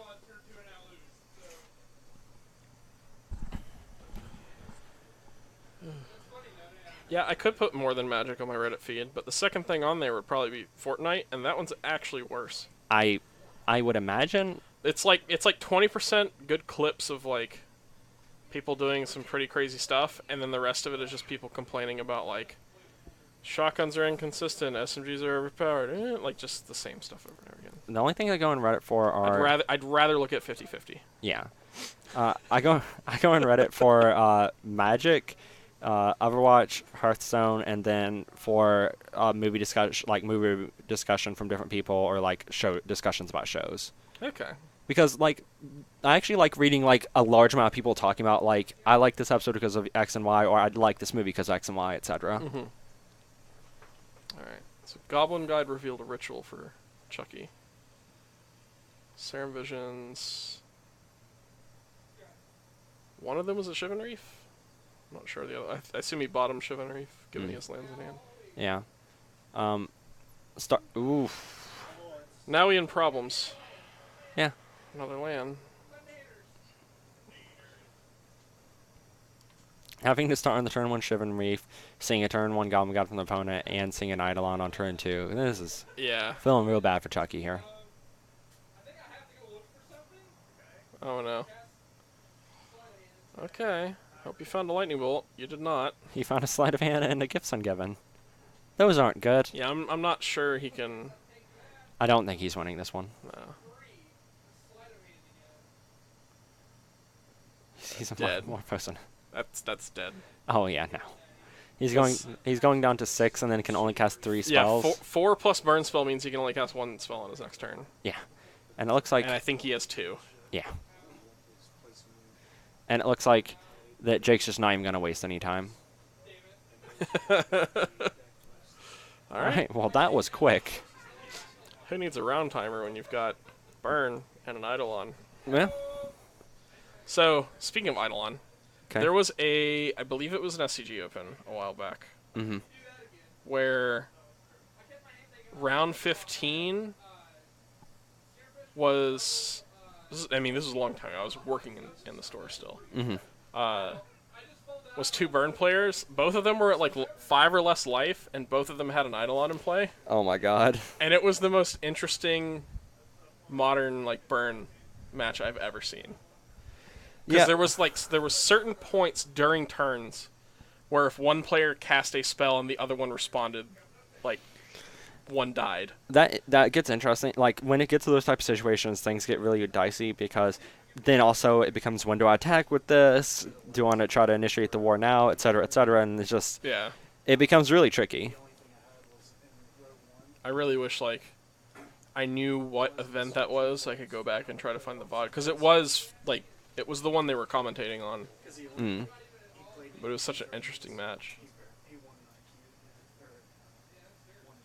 I had an interesting match against someone that I was playing Grixis Shadow, and they were playing Burn, and they were missing their triggers on Eidolon, but I was trying to Against win themselves or against me, oh. and but I had to go for a line where I won through my opponent's Eidolon triggers to get a big enough team of battle rage. So I was like, cast this thing. Wait, no, your trigger happens. That's funny. Oh, Chucky's telling his life story about how his dogs and his wife are already Oh yeah. moved back up to Ohio. Heard Yeah. this like 4 times today. He's like, I'm so happy about this, and then he goes something. He's like, man, I really wish my dog and wife were here. It's like sad old man. Sad Hoshi. Do you remember Sad Hoshi? I do not. It was a Game Grumps episode where Oh. Aaron was pretending to be quote, a sad Japanese man who was like always getting in trouble at work for other people's issues. Okay. It's one of my favorites. I haven't watched enough Game Grumps content. I actually like their content. Yeah. Most of my the stuff I've watched that's content like that has been from Super Best Friends, which was just basically like. I do like those guys, yeah. Yeah. So. Alright. Sleight of hands to start. Chucky does have at least a grape shot in hand, so if there's an Eidolon down, he can hopefully deal with it without taking too much damage. You'd have to take 4 damage 4, to take yeah. care of it, which it's not the best, but it's not the worst. Yeah. Still a better situation than last game. Yeah. And Grim Lavamancer is one of the least threatening 1-drops you could possibly play Yeah. here. Especially with no fetch land or anything leading up to it. hmm The likelihood that it activates next turn is basically none. Yeah. And a Brawl completely shuts off, or you're Yep. going to go with Electromancer. So also see Empty. Is the Um, second card. Yep. Empty. Looks like he's going for a Monomorphos here. I think he might just be trying to empty for like 4. I mean, There's a Baral. I mean, if nothing else, he just plays that. if he has double writ, he can. I don't think he has double. Okay. Like he has Baral into just passing in the next turn. He can empty for 6. I keep seeing him grab that grape shot to the front of his hand, and I mean, burning that here isn't a horrible idea. I think that I kind of Let's like. see, keep putting the burn card. Yeah, that's fair. So I'm kind of a fan of just throwing down the Brawl here, because now if your opponent has the Eidolon, you're kind of left with your pants down. Yes. I think his reasoning, though, is going to be he doesn't want his opponent to untap and kill his Baral, and then he doesn't get to use it at all. Yeah. Versus on this turn, if he plays it, he'll have the land to be able to start ritualing. Yeah. And it may also be one of those situations for him where he just kind of accepts that there's not an optimal line he can make that allows him to play around Eidolon, so Yeah. he's not even going to try. And I think that's fine. Yeah, with his current hand, his next turn can be land, Baral, Writ, empty for 6. Mm-hmm. And that's a 3-turn clock. Aloha Ash, thank you for the get there. Always great. Thank you for the follow. Always great to have someone else get there. Wow, words are hard. Thank you. I've been watching an unhealthy amount of Tim the Tap Man. So. Okay. I His mannerisms are bleeding over into my everyday life, and it's sad. I had that issue where I went through a bunch of Alpharad's older content. Oh God. And yeah, no, it's not great, but here we are. All right, so Boris Charm plus the Monastery Sorcerer 6 damage. Yep. Potential lethal next turn? Potential. Although not likely, given that one of his 2 cards in hand is a land, or one of his 3 cards is a land. I did see Boris Charm. Boris Charm, Skullcrack. So actually, yes, that is lethal next turn if Chucky doesn't block. I think that from what we know about Chucky's hand, he's probably just going to be going for an empty this turn. Yeah. So that's 5 mana. Should be 5, but it looks like he's at 4. So he should have 6 mana. That should have cost 3. He should have 3 mana. Probably just miscounted. Chucky, you should have 3 red mana. Yep. Yeah. Yerp. I have some amount of experience with Dark Race rolls. I think he had already subtracted the 1 for the blue, Mhm. and then realized he had to pay a blue. Okay. Yeah. So Past in Flames, 3 mana open. He Yeah. has to give him a writ plus past or 2 writs. Well, if he gives him writ plus pass, he just casts the past. Right. There's no winning point for. No, this Jake at is game over for Jake.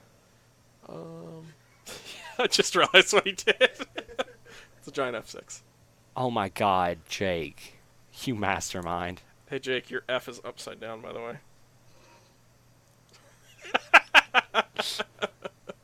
Chucky's gonna. Oh, he can't F6 now. He has to give him an option.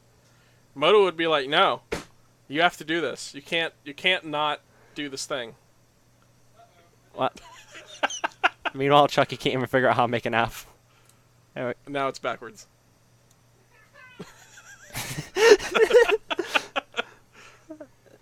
Chucky just angrily throws the cards. Man, he's still trying. He's doing a frowny face now. Yeah, frowny face.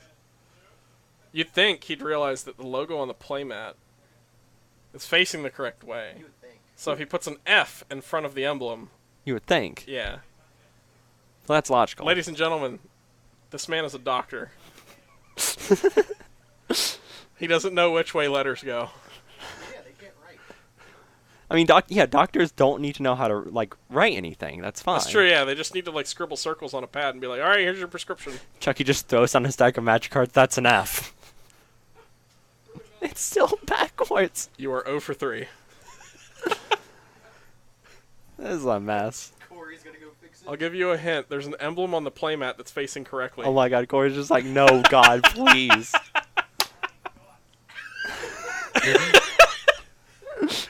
Surprise, it's like a normal fucking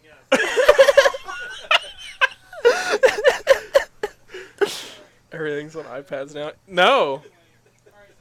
No, my doctor actually does pen and paper prescriptions and the Yeah. thing I had to take to go get my back x-rayed last week. It was literally scrawlings of a madman on a piece of paper. I've had last couple times I've had to go for light prescriptions. Yeah. I'm sure when I- the big network hospitals, they just email it. When I went to the emergency room, there wasn't any signing. It was just, hey, here's this large amount of money we want. When I went to the ER, they actually did have me sign a digital thing. Yeah. But ERs are different than to go see my primary care, yeah, your it's primary care nothing. provider's not going to do that.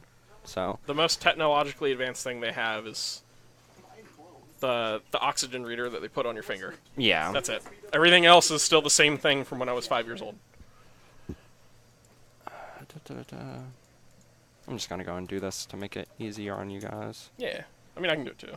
If you want to go ahead and get over there. All right, that's fine. All that's left is changing the game Yep. totals. And I got it.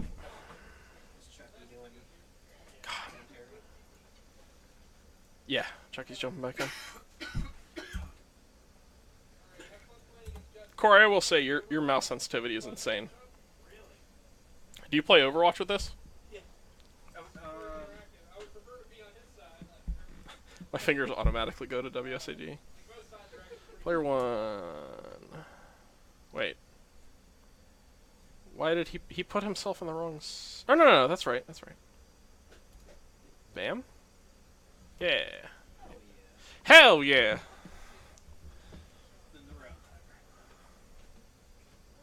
How do I control... Does the mouse go over here? I lost the mouse. I found it again. There we go. the control key Nerf this. I did my The control key what? Counted numbers. I couldn't hear you over Chucky's wailing. What? Hi everyone, I'm back. Oh, okay. Sweet. Oh, they took care of it. Sweet. All right. Sweet. Did you guys miss me? Yeah. Although we got to watch you... We predicted that you were going to gifts for an ability to kill yourself. Oh yeah, whenever I Yeah. had no other outs. And then we also made the thing about you cast more burn spells than you did storm spells for the first two games. yeah. Yep. Yeah, that happens. It happens. It's weird. I was telling them, I played Storm when it was Pyromancer Ascension Storm. Mm-hmm. And, just the copying spells thing, it was impossible to mess up. Because you just, I draw 2 cards and make 4 mana. Oh yeah, once you have that engine on, So it's just dumb. it's unbelievable. But yeah, no, I mean that's the way I looked at it. It's like, well, Let's see. Yeah. I'm not gonna let my opponent kill me. Yeah, so let's bring back up Jessica Control. So, before we get started, this list is not 100% accurate, but it's... The sideboard the is spells themselves are there. The only thing that's not really visual is there's an Elspeth. Do we know if it's main or sideboard? It's sideboard. Okay. I went back and looked. Yeah, so Elspeth and there are Rune Halos in the sideboard. Did not see any Rust in Pieces. And then I can't remember if the Damping Spheres are there or not. I imagine not. But the main deck is identical. Okay. The same main main deck deck. is the same. Yep. So, yeah, I mean, not really anything to be of note. There's counterspells. There's Teferis. There's a lot of removal and burn cards. Mm-hmm. There's a couple ways to gain life with your helixes. Nothing really out of the ordinary. Yeah. As I was telling Jake when I was walking away from the table, this is a really interesting matchup on both sides, just in the sense that both types of players that play both decks tend to think that they are favored, and it's just because the matchup is so close. Even if the Jeskai player plays everything very tightly, he could still lose to like very specific lines of burn, and vice versa. A couple skull cracks just literally end the game for you. Yeah, so this game often just comes down to either unless someone's just drawing miserably. This deck game usually comes down to just specific top decks, very intricate lines. So it's really fun to watch, very fun to play on either side. Yeah, I have actually seen a Jeskai control it, and this is recent. Lose to a burn matchup because the burn player did nothing but draw Searing Bloods, or Searing Blazes, and the Jeskai player was at I think 2, and he went to Snapcaster Path Monastery Swiftbeer, and it actually gave him the target to cast the spell to kill him. Yeah, And it was just like they're very narrow. There are very weird lines like that. I've seen lines where you like basically hold back long enough where your Monastery Swiftspear and the cards in hand actually make it relevant so that the Boros Charm's double strike does more than the 4 damage. I've seen that before. I've had that happen once. Yeah, so like Not often, but really weird lines. But yeah, definitely interesting to watch. And sequencing even more so important on the Jeskai player side, just because of how impactful just a couple of damage from his lands yes. matter. So I have a feeling Jake's going to be going first, unless they decide. No, they're on a rolling different now. Jake is going first, though. Yeah. Nathaniel I saw rolled a 6. 3. Yeah. I couldn't read those. That's okay. Numbers. I'm blind. Yeah, What's I up need off of the color? to Maybe get it's just where I'm glasses. sitting. It's like, It does seem like it's getting a little bit more yellow. yeah, what's up with that? That's a little weird. Corey's just messing with shit. All right. Now I really can't see it, you dick. Overlord Corey. Oh, he's trying to get the timer. Oh, okay. It's fine. Got Peepaw Tech support back here. The Grand Wizard. Wait, what? Sorry. You saying that because Ricky's not around anymore? No! We're not racist here. This is I fine. just want to go home and play World of Warcraft. We're just a bunch of nerdy white males wanting to play No, Magic you just cards. made it sound worse. Sorry, that's what it is. Call it like I see it. Anyway. Grim Lavamancer off the start for Jake. Another shock. Eidolon? Seems decent. Let's see if we have the snare.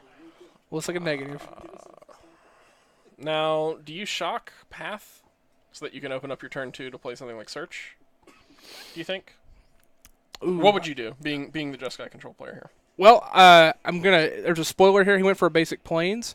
What I was gonna say is, as long as he doesn't have to fetch shock to do it and take 5 damage to Path, then I think Then it's yes. okay. Okay. So what he did, I think, is exactly the line I would take. If he could not fetch for basic planes, I would probably opt to just fetch, not play anything, and use my next turn to deal with it and just take the consequences. But now seeing that his second land is a basic mountain, Now, this is rough. I mean, yeah, he's. do you think he's playing a little too carefully? Um, Because he does let's not look like see. he has a blue land. yeah, I don't see one either. Oh, wait. God, he's flipping so He didn't fast. Draw another path for his turn. I do see Snapcaster. Yeah, I think I can't Like, see for a second, blue. I thought I saw a Steam Vents, but I did too, but I can't tell. He's moving too quickly. Serum Visions, Snap, Path, and then don't know what the 4th card is. Boros Charm, Woo, turn card sideways. Yes, he does have a Steam Vents, and he just picked up Field of Ruin. Okay, so yeah, I think he's fine here. So God. He just keeps turning his cards in random directions. Yeah, so Yeah, here, you guys struggled with that F, by the way, real hard. Yeah. to be fair, it was already upside down for me, so there was no chance. That's fair. Yeah, I'll give you that one. I have an excuse.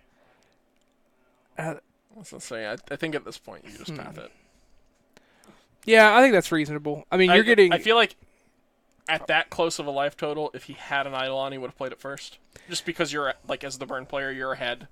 Yeah, and in the control perspective, 10 is kind of your outer limit for bubble. Like once you start going below 10, especially in Because modern, that's the point where your opponent can be like double burn spell, kill you with prowess creature. right? So you have to be careful. The other thing too is Path is already like getting to the point where now it's just a 1-mana removal spell. He doesn't have very many mountains left, I would imagine. So yeah, I think it's fine to give him the lands there. The other thing now is he has. I think we said before he has a snap in hand. He does. So he has snap Helix in response to anything, as long as he just is careful not to run into a Skullcrack effect. Yeah, it appears he has one more basic in the deck. But Yeah. at this point, like you said, like another land's not really going to make too much of a difference. Mm-hmm. And here comes basic mount number 3, And he's- assuming he takes it. And this looks like he's going to be forcing the. He's going to be. Oh no, forced- he has the mountain in hand.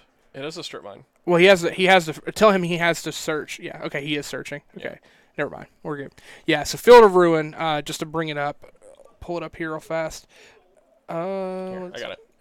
Oh, okay. I'll just talk about the effect. You So talk about it. yeah, so Field of Ruin itself, similar to Ghost Quarter, will remove a non-basic land if you pay for its ability. However, it says both. It actually says each player must search their library for a basic.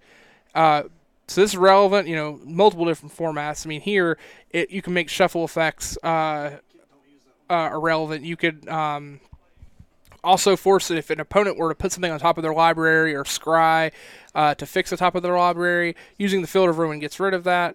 So it does not matter whether you're going to basic or not. So that's important to remember.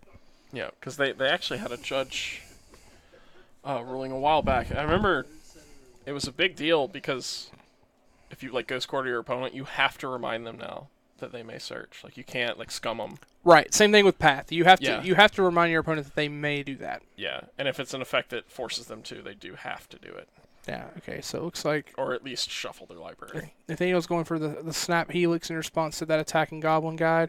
Here comes the Skullcrack, which is the Helix. Fine. Yeah, I mean, it does a lot more than you think here because now that really it does 6 damage and there's the life swing there, so that's pretty big. And he was actually able to use a Searing Blaze, which you were talking about earlier. It's relevant that he was able to use. So I know Nathaniel might seem like he's a little more in control right now. Yeah, he went from being safe to one top deck to Boris Charm just actually wins the game. Right. So yeah, Jake could just easily. I hope he's stalling because he has it. It's just it'd be so good. Yeah, Jake could just untap and play Boris Charm and 'cause- win.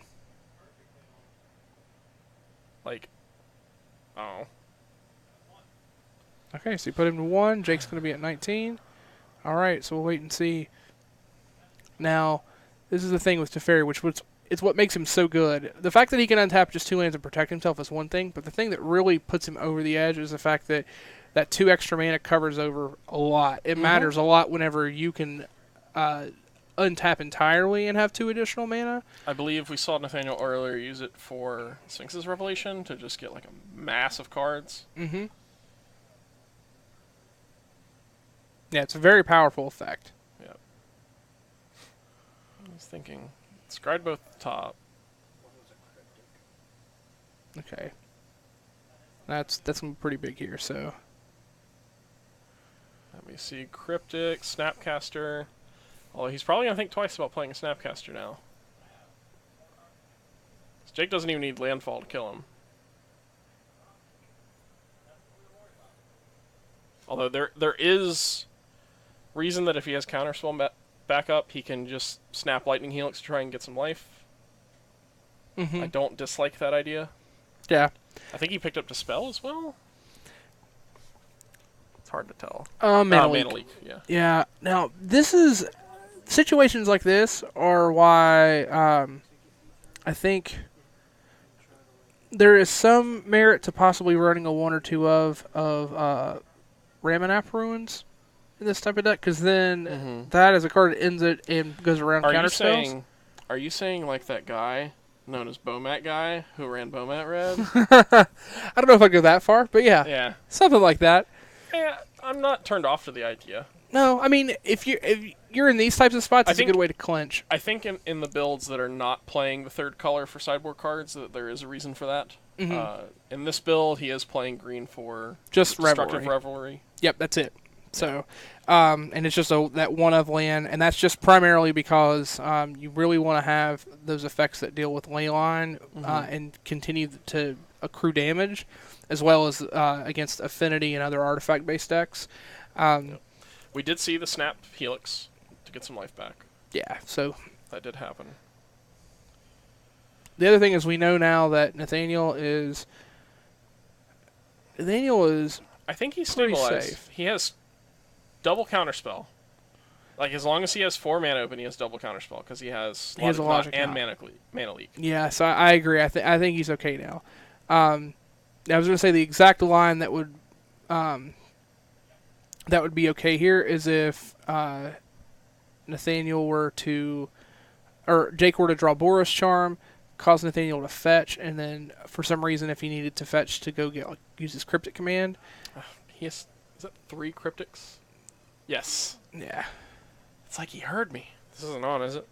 Alright, we're good. He just wanted the world to know. It's a lot of Cryptics.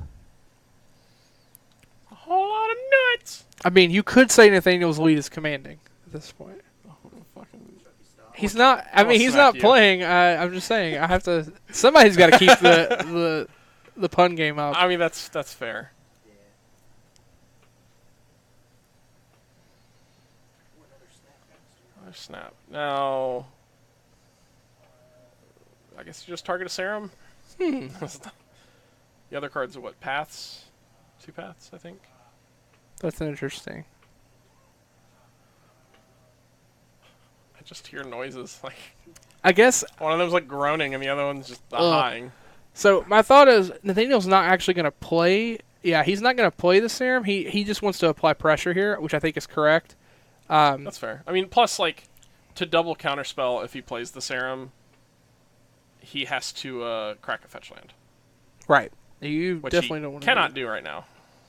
So Nathaniel taking that 3 damage there. I mean, given his hand, I can understand why. But if Jake does the smart thing and just like saves up a couple cards and then decides to try and like triple spell, But the problem with that is, okay, so Nathaniel can't cast Cryptic. If he has 2 burn spells, he can't cast Cryptic because He he has to can't have 3. fetch. Why does he have to have 3?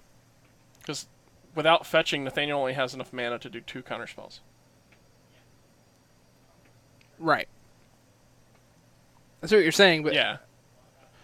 so well, what I was saying is like the Cryptic's off the table anyway, but furthermore he has Mana Leak and Logic Knot, right? So he has Yes. 2. But the Mana Leak doesn't guarantee countering anything. The Logic Knot could. If he 'cause leads has with enough- logic, the second one can get hit by a mana leak if it's like two drops. It could. Although this is irrelevant anyway. It's a because sequencing issue. yeah, but because he played the Swift Spear anyway. Like, he'd have to have exactly 2 burn spells, so it didn't matter. I mean, he can tick Teferi down to deal with the Swift Spear if he really wants to.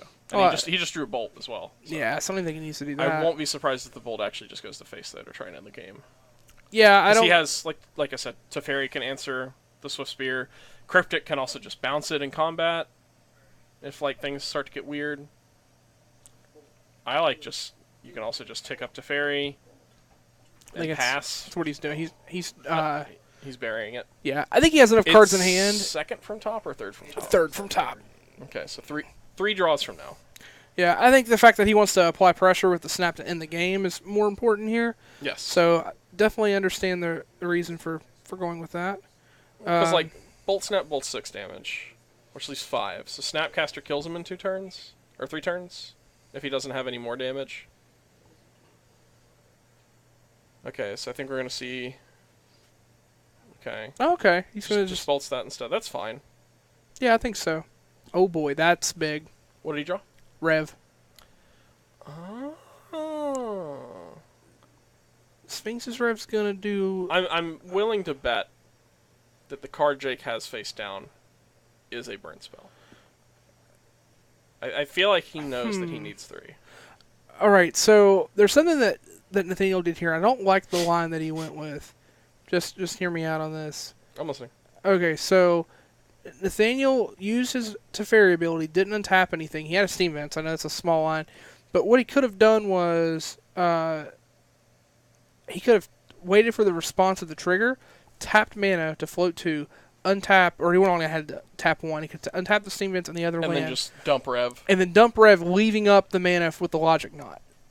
Okay. I like that. Because then he's gaining like 4 life, but then he still has counter back up, and that's going to put him in decent range. Yes.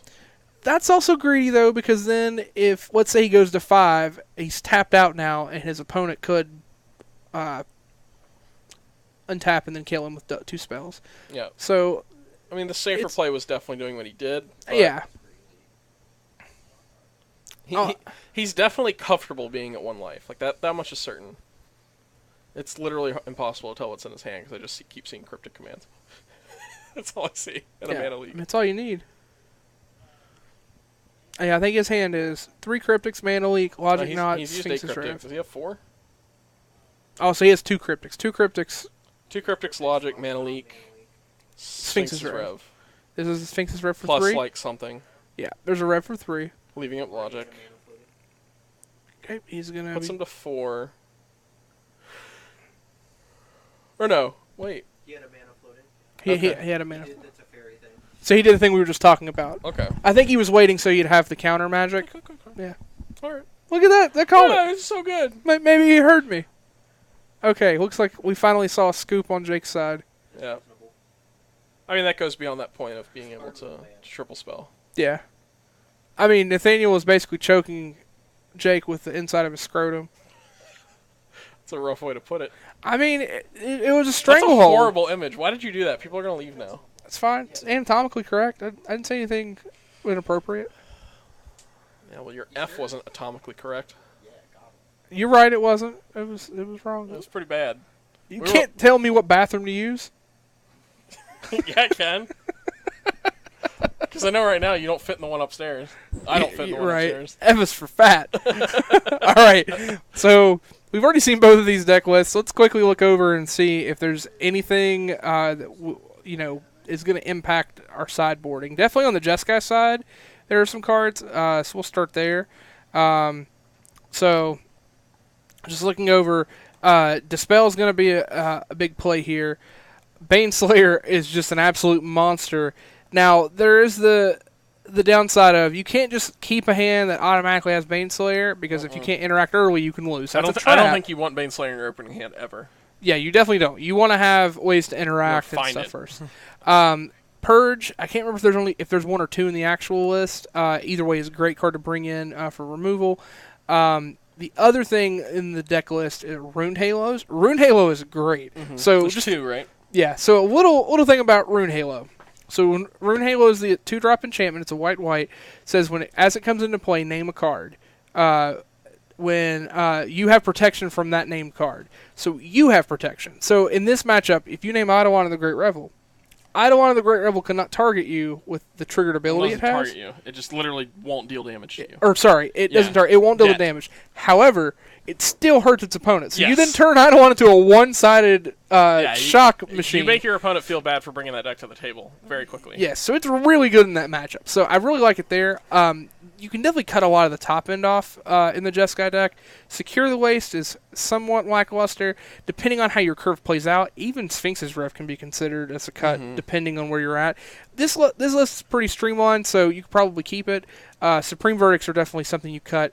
Another card that's not great in this matchup is Path to Exile. The downside of giving your opponent a land early on, because you're forced to use a Path on a Goblin Guide turn 1 or 2, can kill you. Yeah, they accelerate and they're doing multiple spells. Yeah, so you can actually end up hurting yourself a lot more by giving your opponent the land than taking out that little creature that's doing 2 damage. So a lot of times it's right to shave a number of these. So Especially if you have cards like Celestial Purge on your sideboard. Yeah. It's just all upside. now a For card one that's more mana. Now, a card that's not listed here that he does have in the sideboard instead of the Geist, I went back and looked, are Vendilion Clicks. So Clicks, hit or miss in this matchup. I think they're okay if you really need the spot. It's not something I immediately jump to in this matchup specifically. The Geist are actually really good in this because they provide a clock. So had he had those in the sideboard, I'd recommend bringing them in. But yeah, we could say any comments or anything on No. either side. Okay, well, let's bring up Burn real fast and see what we've got going on. Oh, Make here sure we they go. didn't start first. Yeah. Check the thing. Yep, Okay. they're good. Okay, so real quick, we'll go through the burn list. So on the burn side, not a whole lot that's too impactful. I think Rest in Peace is a little cute just because it doesn't do enough to let you just win the game. I feel like what you're doing here is just bringing in Firecrafts. So Firecrafts are definite here. If you really are worried your opponent's bringing like Ley Lines, Ruined Halos, other things, you could argue one or two Destructive Revelry, but you really want to limit how many you bring in. Plus, he saw no enchantments or artifacts come in main deck. Right, so you're not playing against more of the traditional blue-white They deck are, that's they are moving playing. life totals. Let's switch on back over. Oh, yeah, they are. Here. I got your feature match.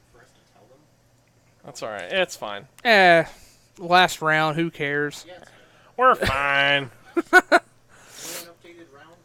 Says round. Oh no! I got it. We're so slow. And you didn't update It- the win. Oh, shut up, Michael. I don't know how to use this technology. It scares me. Who's Jeskai? Who are you? What have you done with my dinner? You take my job? Nathaniel throwing his cards and shaking like a leaf. That way we know it's him. Yeah. Another Celestial Colonnade in passing.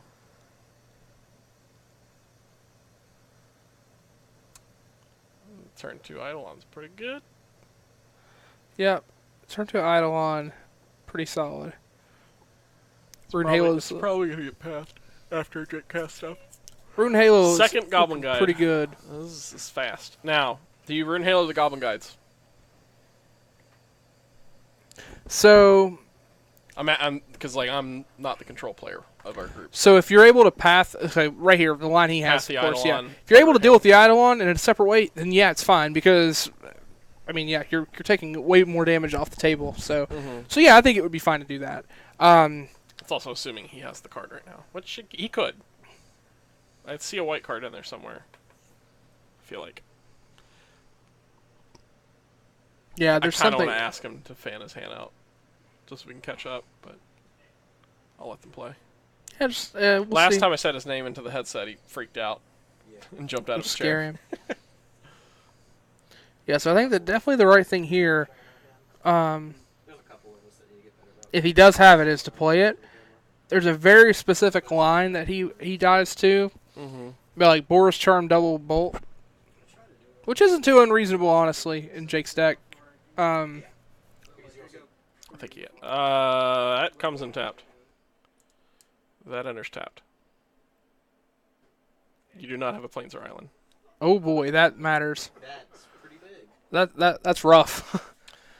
Oh. Cheatsy control players. Oh man, so Nathaniel currently driving the struggle bus. I have a feeling, based on his slow reaction time, that his scry was dependent on thinking that mana came in untapped. Yep. I'll try to ask him afterwards. Because like he was very quick to just look at 2, put 2 on bottom.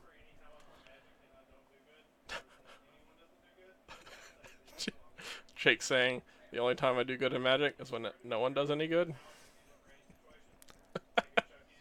To be fair, just to fix things. I heard your name.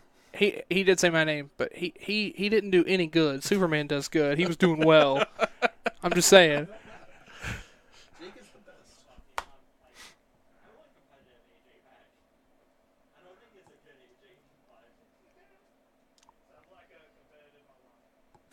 I think did he just say I want competitive AJ back? Yes. I don't. Actually, no, I do. I want the AJ back that played a Tarka Red against Brad Nelson in a top 8. Ah, boy. Were you there for that? Yes, I was. That was great. I didn't even get to ask him if he wanted credit. That's He was gone. Swift Spear. Like I win by.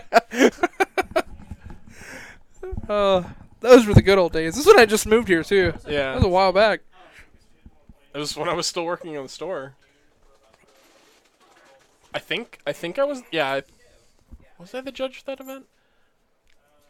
Maybe it was either me or Gary. It was a long time ago. Like I hadn't been working there more than a year. So yeah, I was not the judge. Thanks, Peepaw. Tech support. Oh, he's floating around down there. All right. Ghosts. Woo! That is neat. I gotta ask you how you have that hooked up sometime. Which Like how you're doing that, or you just have a wireless keyboard back there, don't you? mouse and keyboard combo. Maybe I just need to buy one of those. I thought that was way more technologically advanced than it was. No, it turns It's- out having like multiple keyboards and What mouse is with the that? same Yeah. keyboard is really handy. Oh no. So Yeah, because Kirby's got one of those.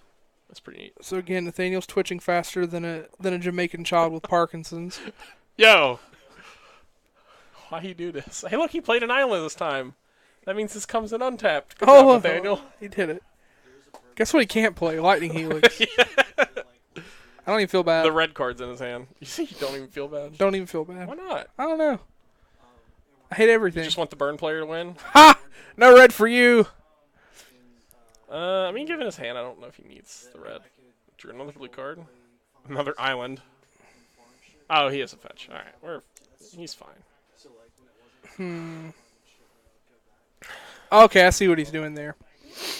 So I think he was about to just shotgun a Serum Visions, but then decided, well, I know I'm going to have to fetch anyway, so let's not be bad and play our Serum Visions and then get rid of a card if I want Yes. to keep it. Which is the correct thing to do here.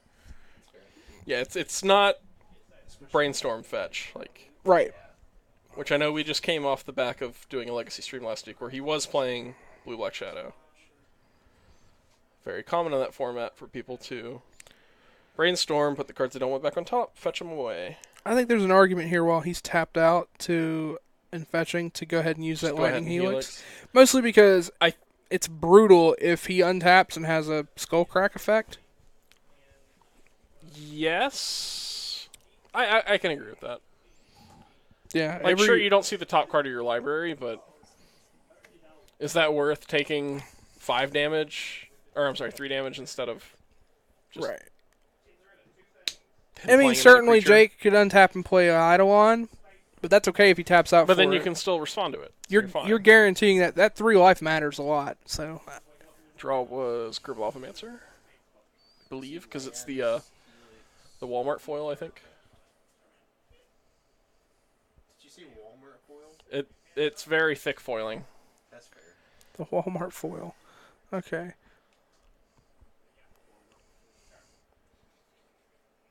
There we go. I just don't like foil cards in general, personally. Like, they're Especially pretty, don't get me wrong, but I don't want to play with them. I'm always concerned that the cards will bend. That's a real concern. It is. Yeah, especially with that hot topic that's probably still trending on Reddit about Nexus of Fate. Yeah. I'm not getting into that. What, you mean that mountain that says Nexus of Fate on it? You mean that one that I wish I had bought for $9 for my Vial Smasher deck? Yeah. That's okay. Now they're like 40 or 45. That's rough. Doesn't matter if they come down. They're still like twice. They're still going to be twice as much as I wanted to pay for one. Yeah. The bane of Commander I players. mean, personally, the just Grim want Lavamancer one. is slightly offensive only because it's not the Torment art, but I don't know, I'm a sucker for old arts. I'm a fan of. If my deck is in X border, I want the rest of the deck to be in X border. That's reasonable. So like, I'm trying to finish out Death and Taxes, so I want, and because I got the, what are they called, Rashad Imports that you had, I want to go ahead and get the rest of everything in Modern Border. Yeah. So that means getting Caracas in Modern Border from EMA. And that's literally, and then, oh no, I have to swap my Wastelands. That's the problem. 'Cause I don't have the EMA Wastelands. I would love to just straight swap them, but some of mine are, like, Ooh. moderately played, or I think one might be HP. So it's tough to find people to trade, like, just straight up stuff. I miss the days of trading rare for rare with people who had no idea what values were. Like my roommate.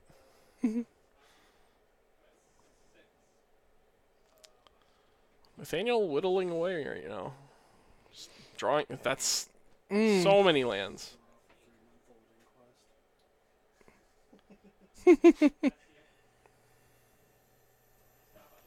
Stop on upkeep. Cryptic. Nope. Sphinx's Rev. Why an upkeep, do you think? That's interesting. I don't know. I don't know if it was more so that he wanted to give him a chance to see if he did anything at end step.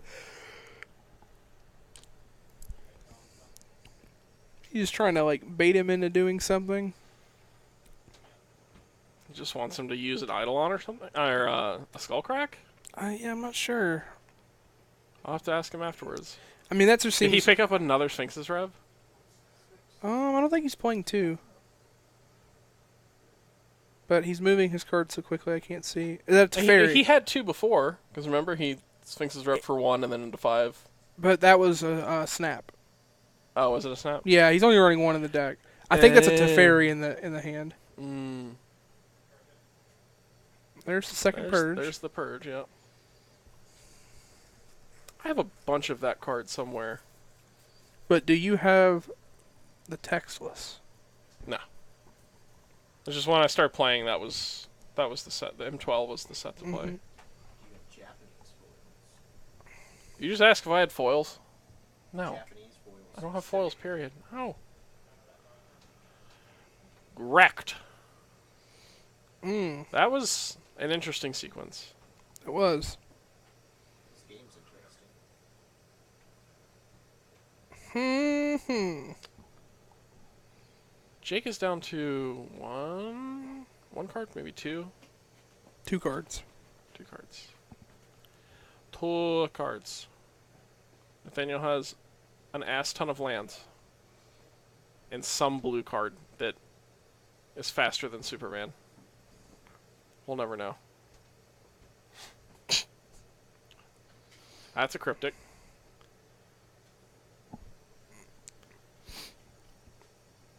Alright, so Nathaniel in a comfortable position here. Let's slow it down a little bit. So mana leak.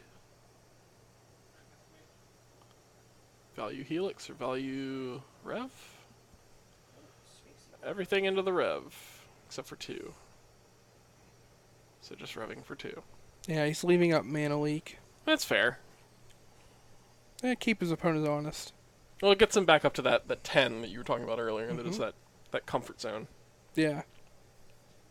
Jake doesn't have a lot going on. Although this could be a situation where he's had a Searing Blaze rotting in his hand. Yeah. I am a wizard.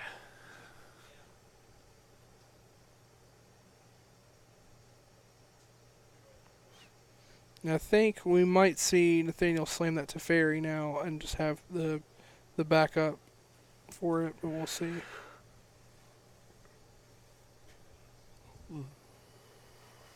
If he has a Teferi, I could have been completely wrong about what the card was, but it did look like a Teferi. Looks like he's going to play another Serum Visions. So taking his time, just sculpting the hand. No need to rush. We don't want to go to sleep. I'm hungry. I'm a little hungry. I need to go to the store after this. I should probably do that. Need something to drink. Some drink. Drink. Why is there the burn thing with 10 on it? It's just, I don't know. I don't think anyone does. There's a Boros Charm. No reason to play it yet. Wait for your opponent to tap out again. For a while, it Jake might be waiting a while for that. I think we're at another position where he needs to be able to multi-spell to fight through Nathaniel's wall of cryptics. The only exception to that is he could draw into Firecraft. Firecraft is uncounterable at this point with Spell Mastery. Right. So which obviously he'll have. Yeah, so oh yeah, that's what I was saying. He has it, so I mean He does? Yeah. He Does definitely have has. his hand? Yeah, you only need 2. Oh, he doesn't have it in his hand. I was No, saying yeah, that's what. he would definitely have Spell Mastery if he Right, if but he had it. Nathaniel's back at the 10, so it's not a lethal cast yet. Right. And now he's putting a lot more pressure. Yeah, being able to attack with that Colonnade and still have the ability to cast 2 counter spells is still big. Yep. So I'd say this game's effectively written up, but we'll see. Oh, this is round 6, isn't it? It is. It says round 5. This is our last round. Nah, we never. Corey update. was magical ghost manning it. I thought he got it. Yeah. What now, Ghost? I ain't afraid of you. I will cross streams.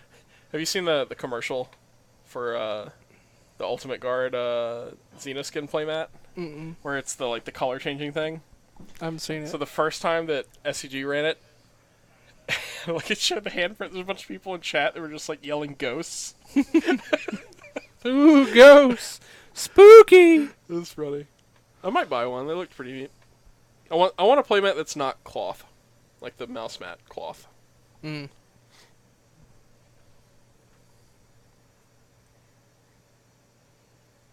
Another Helix picked up from Nathaniel.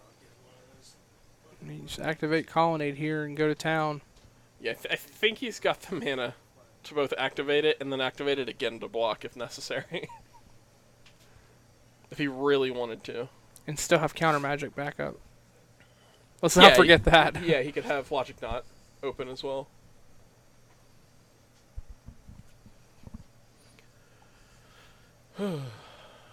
We'll get there. You could say that's the end of the stream. Well, let him know. He has to cut his fingernails. He's not going to. I think Nathaniel would cut his hair before he cut his fingernails. Yeah, he has to have them to claw his way to victory. And that was loud. Sorry.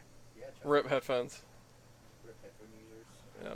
Yeah. No, just rip the headphones. So I misread Jake's shirt for a second, where it says I am legend. I thought it said I am triggered. It does kind of look like I'm triggered, doesn't it? I'm just like, yes, you are. Burn player who can't kill the Just Guy control player right now. This is tough, man. That's game.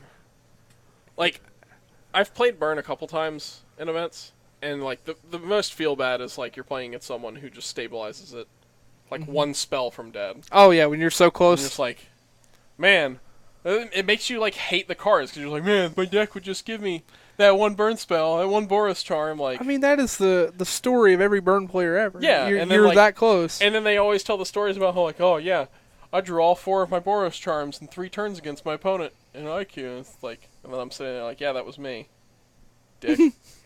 I played 3 kitchen finks and you still had all 4 Boros charms. But on the other side of that, Hate. if you were to ask, I don't know, Patrick Sullivan, Oh, yeah. what Burn's greatest weakness is, he would say Basic Island. Yeah, probably. Yeah. Oh, Baneslayer did come in. Yeah. What's that? All right. What's that card under Baneslayer? Is that the spell? Yeah, it's a spell. He moves it away. What can you hear is he? Is he a psychic? Or am I just really loud?